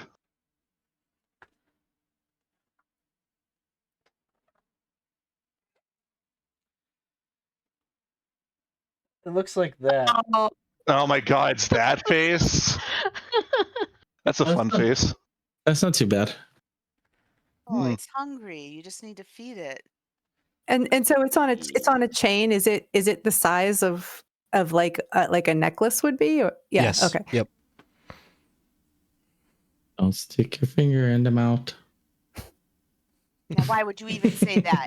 I don't really have fingers. It's just kidding. Are we still doing that? Are we? Would we be able to get a reading on this place? Or Yeah, actually the skull seems to be it's still twinkling rainbow hues in its eyes, but it's like pulling in like more of a static direction out into the woods. Maybe the stoppage of time was interfering with the portal. Mhm. Well, we haven't really. I mean, we've experienced the place. But we haven't experienced the place. I'm just saying it's been a rough, a while. Probably it wouldn't hurt to lighten up a little bit. Hmm? I mean, is everyone still like glitching out as like we look towards the party that's going on, or is it calmed down a bit? There is some degree of glitching out that is happening, but it feels like you're the only ones that are noticing it. Like the people here either are so inebriated and enjoying the revelry that like they don't care or aren't paying attention, but like nobody is making a big deal out of like the weird things, and like they return back to just this raucous merriment. The music is flowing. There's ale that is flowing. There is that a big group is gathered around that slab where the feast is laid out, and people are eating and telling jokes, and it's got that feel. All I'm saying is we can take a day.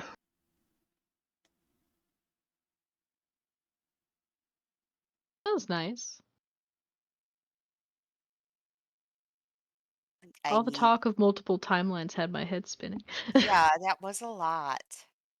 Maybe well, we we figure out, maybe we'll get some information, kind of mingle, get some information on who we're supposed to give this to. Alex, would we know if the Thrycreen was spying on us having that conversation with the dragon? Not sure. You don't see him.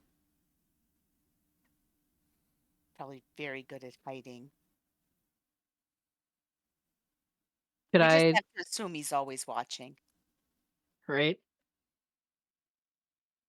Could I look around to see? Probably not. Can I look around to see if there's any Thigh-Green like footprints in the area? See if he's been here. Sure. Survival check. Okay. Survival. Survival. Hopefully just goes once.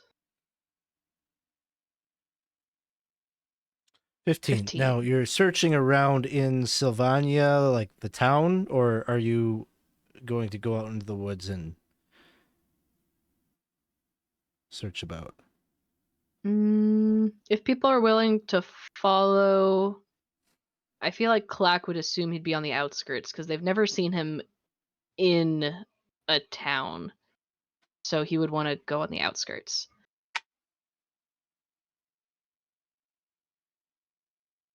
You do not find any tracks. Okay. Yeah, I'm all about getting a rest, but I don't know.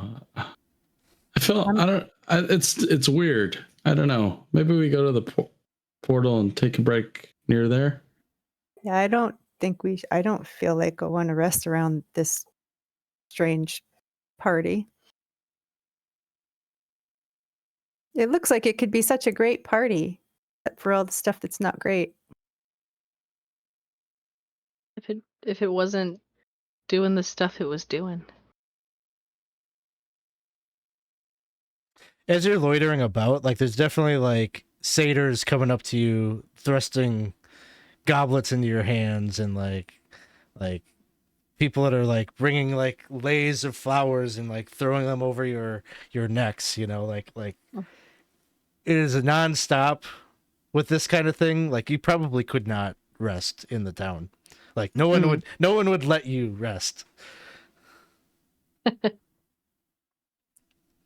Huh. I guess maybe we should be out and about. Can we ask somebody if is there a place to stay? Is there an inn or a place like that? Yeah, they would point you to one of the buildings within the town, which is very lit up with light, and there's partying happening in there as well. But they'll say you can rent a room there for a gold a night. Well, we could do that, or go find someone to talk to in this town and see if they know if they've noticed anything strange happening here, or if they're really just all oblivious to it. Or we could head out towards where the portal is indicating.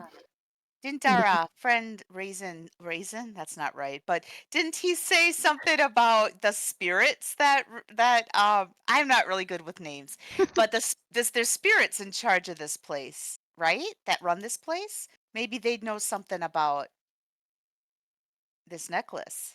Yeah, I said it was governed by spirits. Yeah. I don't know. They might be a good resource. So you're saying we do want to stay here for a bit? I'm just saying, if we do stay here, it would make sense to talk to the people that I absolutely agree. We should stay here. All in favor? Yeah.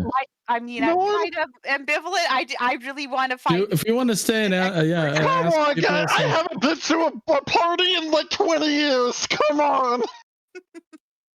Wow. Oh, you wanna? Baldwin, I didn't expect you to be. You're such a quiet guy usually, and this is really getting y'all worked up, isn't it? Listen, it's don't even want to get started. I haven't had this kind of excitement in so long. I just at least want to have one day, just one, where I can just feel like a normal person. Well, I mean, I can't say no to that. Everyone deserves to feel like a normal person. Let's do it. Jelly. Sure. So you're going to stay within Sylvania and party and talk with the locals and such. you're partying, and some of you are. I mean, those whatever. Like, I'm not gonna go below who's doing what or whatever. But those of you that are partaking, you will notice that you never get like sloppy drunk. You're just always at that perfect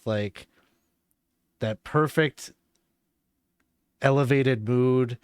Everything that you're saying is eloquent. You never tip over to the other side where you start slurring your words or are incapable of dancing. You're just having fun and you feel energized. So regardless of the fact that you don't sleep, you still rest and you still get the benefits of a long rest here.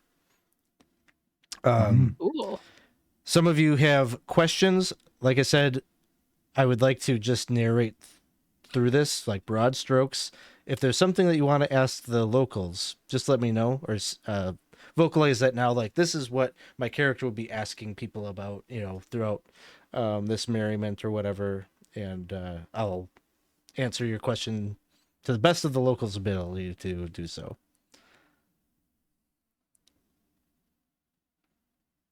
Black might ask about if anyone has seen a Modron, just to get it out there. Sure. None of them will have recently seen a Modron. Okay. In Sylvania. Okay. Yeah, I think Cerebella would be more interested in trying to get in touch with the governing spirits. So asking locals like, yeah, how do you go about? Do you have to like put in a, requisition form or, make a reservation or, just to see if that's something we could do. To find I'm sorry, I kind of spaced out. Oh, Find well, the because spirit. I don't think the locals would know a lot about this amulet we're supposed to Oh, take care of. So, how would we get in touch with the spirits that govern the place? Like, is there a process for that? you'd get a Yeah. lot of kind of like, they're all around us. They're Okay. here. Just free your mind. Have another drink. They'll come to Oh, those you. kind of spirits. Yes. Okay. Like Ouija board in the cemetery during middle school sleepover spirits. I got you now. Is there anybody in here around here that could identify this amulet somehow?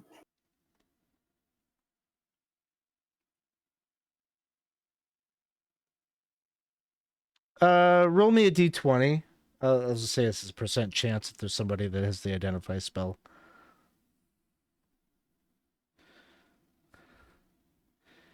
And you don't encounter anybody that has that ability here.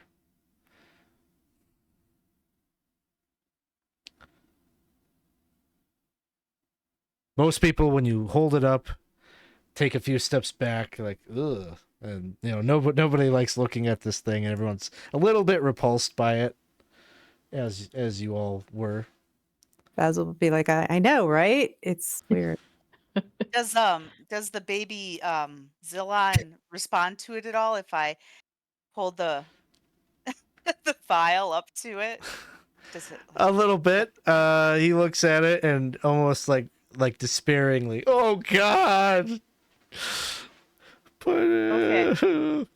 Starts Is that whimpering. any different than usual?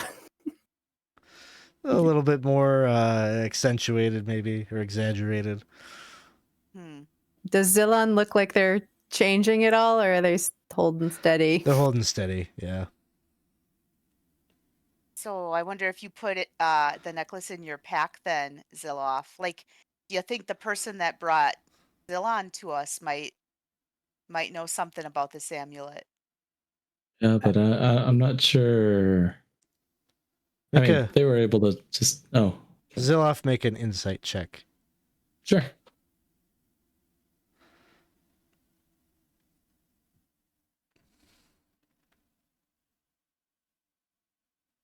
Yeah. 9. He just looks like generally despairing.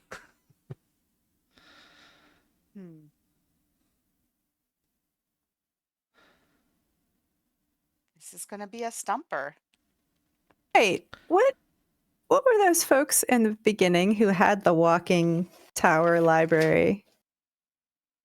They had a library, right? They did. They had. But would they be able to? Oh, I feel like that was a resource that, you know, we weren't able to use. I think the library is still reasonably there. You just can't walk I anymore. just can't walk. Yeah, We have to walk to it instead of. right. Mhm.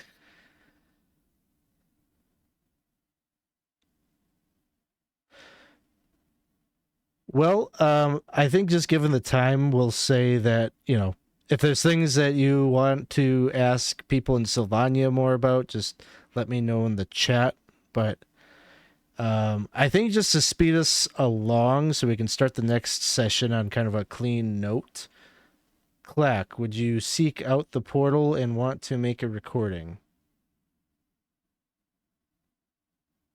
Yes.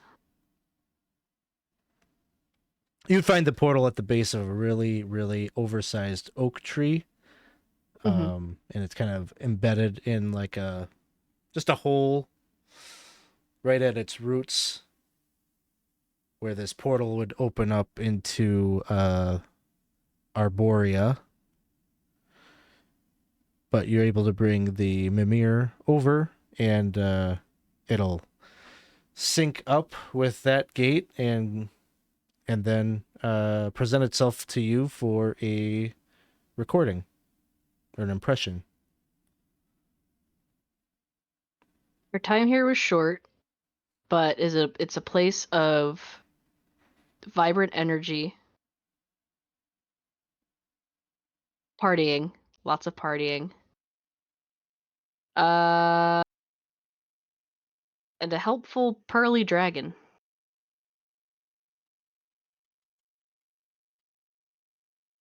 He doesn't have a ton to say about it, but overall it's a very pleasant and whimsical place.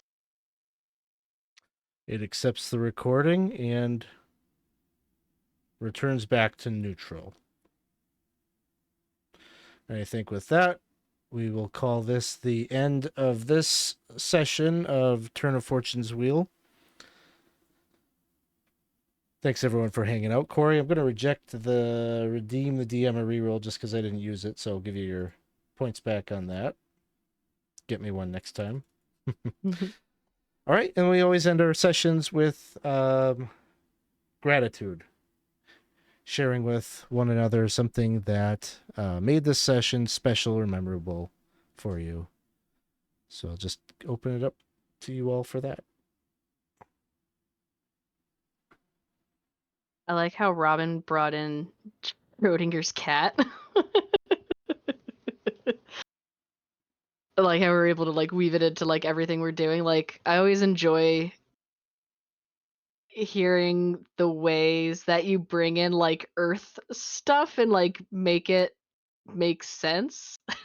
Like for for like where we are. So mine goes out to Robyn. Thank you. I'll give mine to Lyra. I really like the way you incorporated this new kind of character into your own character. You could tell that it's still Baz, but there's just a little bit different about him, and it's very interesting and fun. And I know when it's an interesting it's an interesting process to go through, like having done it, like myself and probably Daw can attest to it too. And I guess all of us at the beginning kind of had to kind of switch a little bit, but yeah, you did a great job, and it was nice. It's nice to have Baz back in this, even in this new form. I'm interested to see what's gonna come of it. Thanks. We'll see. I wanted to send a gratitude to Dawson because Baldwin, who is so like stoic and like I just the party side and wanting to like live life, and it was just so funny to see the ooze get excited tonight, and I like to see that side of Baldwin. I'm going to throw mine out to Jenna for remembering to ask about the Motron. Like 10 sessions later, like, oh yeah, have you seen this? I was trying to figure out how to ask last session too, and I was just like, there doesn't feel like a good place to ask. That's funny. I'll throw mine out to Isaac, with a quick retort of, "Hey, what's your middle name? That's your dad's name, right?" Zillon. Uh-huh. It's just like, yep, perfect. It's exactly how I expect the answer to go. Gotta switch it up. I am so excited also that I have the baby Zillon to take care of. So thank you Me for too. that, Isaac. I'm Thank so excited for that. So- And just that so stupidity bad. that's gonna come from that. It's just there's so many levels going on there, and it's like maybe a previous form of Zilloff would have like probably done something totally different with it, but now it's just more like, okay, here we go. This is a time. And hopefully, I hope you change it. Yeah, I hope you change. Wow, you did get a baby after all. I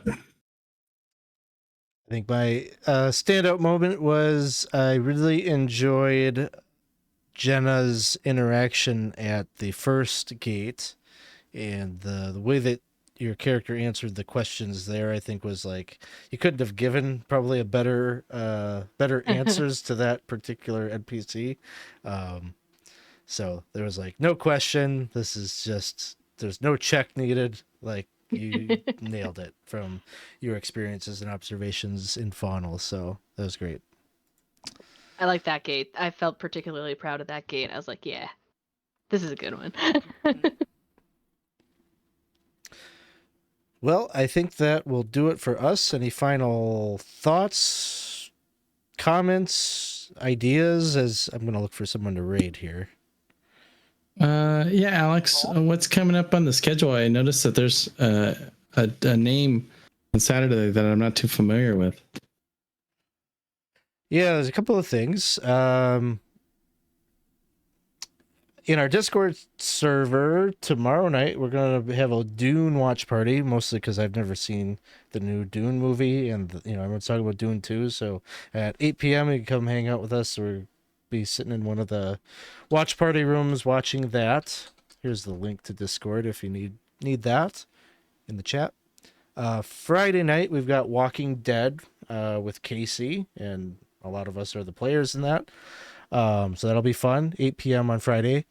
And then 6 p.m. Saturday, Gabe is back. Yeah, he's going to be running a basic expert rules game. What is he calling it? Little Big Trouble in Little Trollodara, I think. So it's another Mystara game. And so he's got Gabe's running it. And I believe... Well, I see Bohika's in the chat. So Chris is your cousin, right? Yeah, so Chris Johnson is playing. I think Jeff is playing. Tux is playing. My dad, maybe? I don't remember. But there's a group of them that are going to be playing that, so it should be good. So that's what we got for this week. But jump in the Discord if you want to catch up on the schedule. We post our schedule there every week, and we've got some cool stuff coming up. Not just D&D related, but just cool stuff that's happening in the Discord and in the community. So check all that out. I said I was going to try to find someone to raid, and then I didn't do it. Let's see. Who's on right now?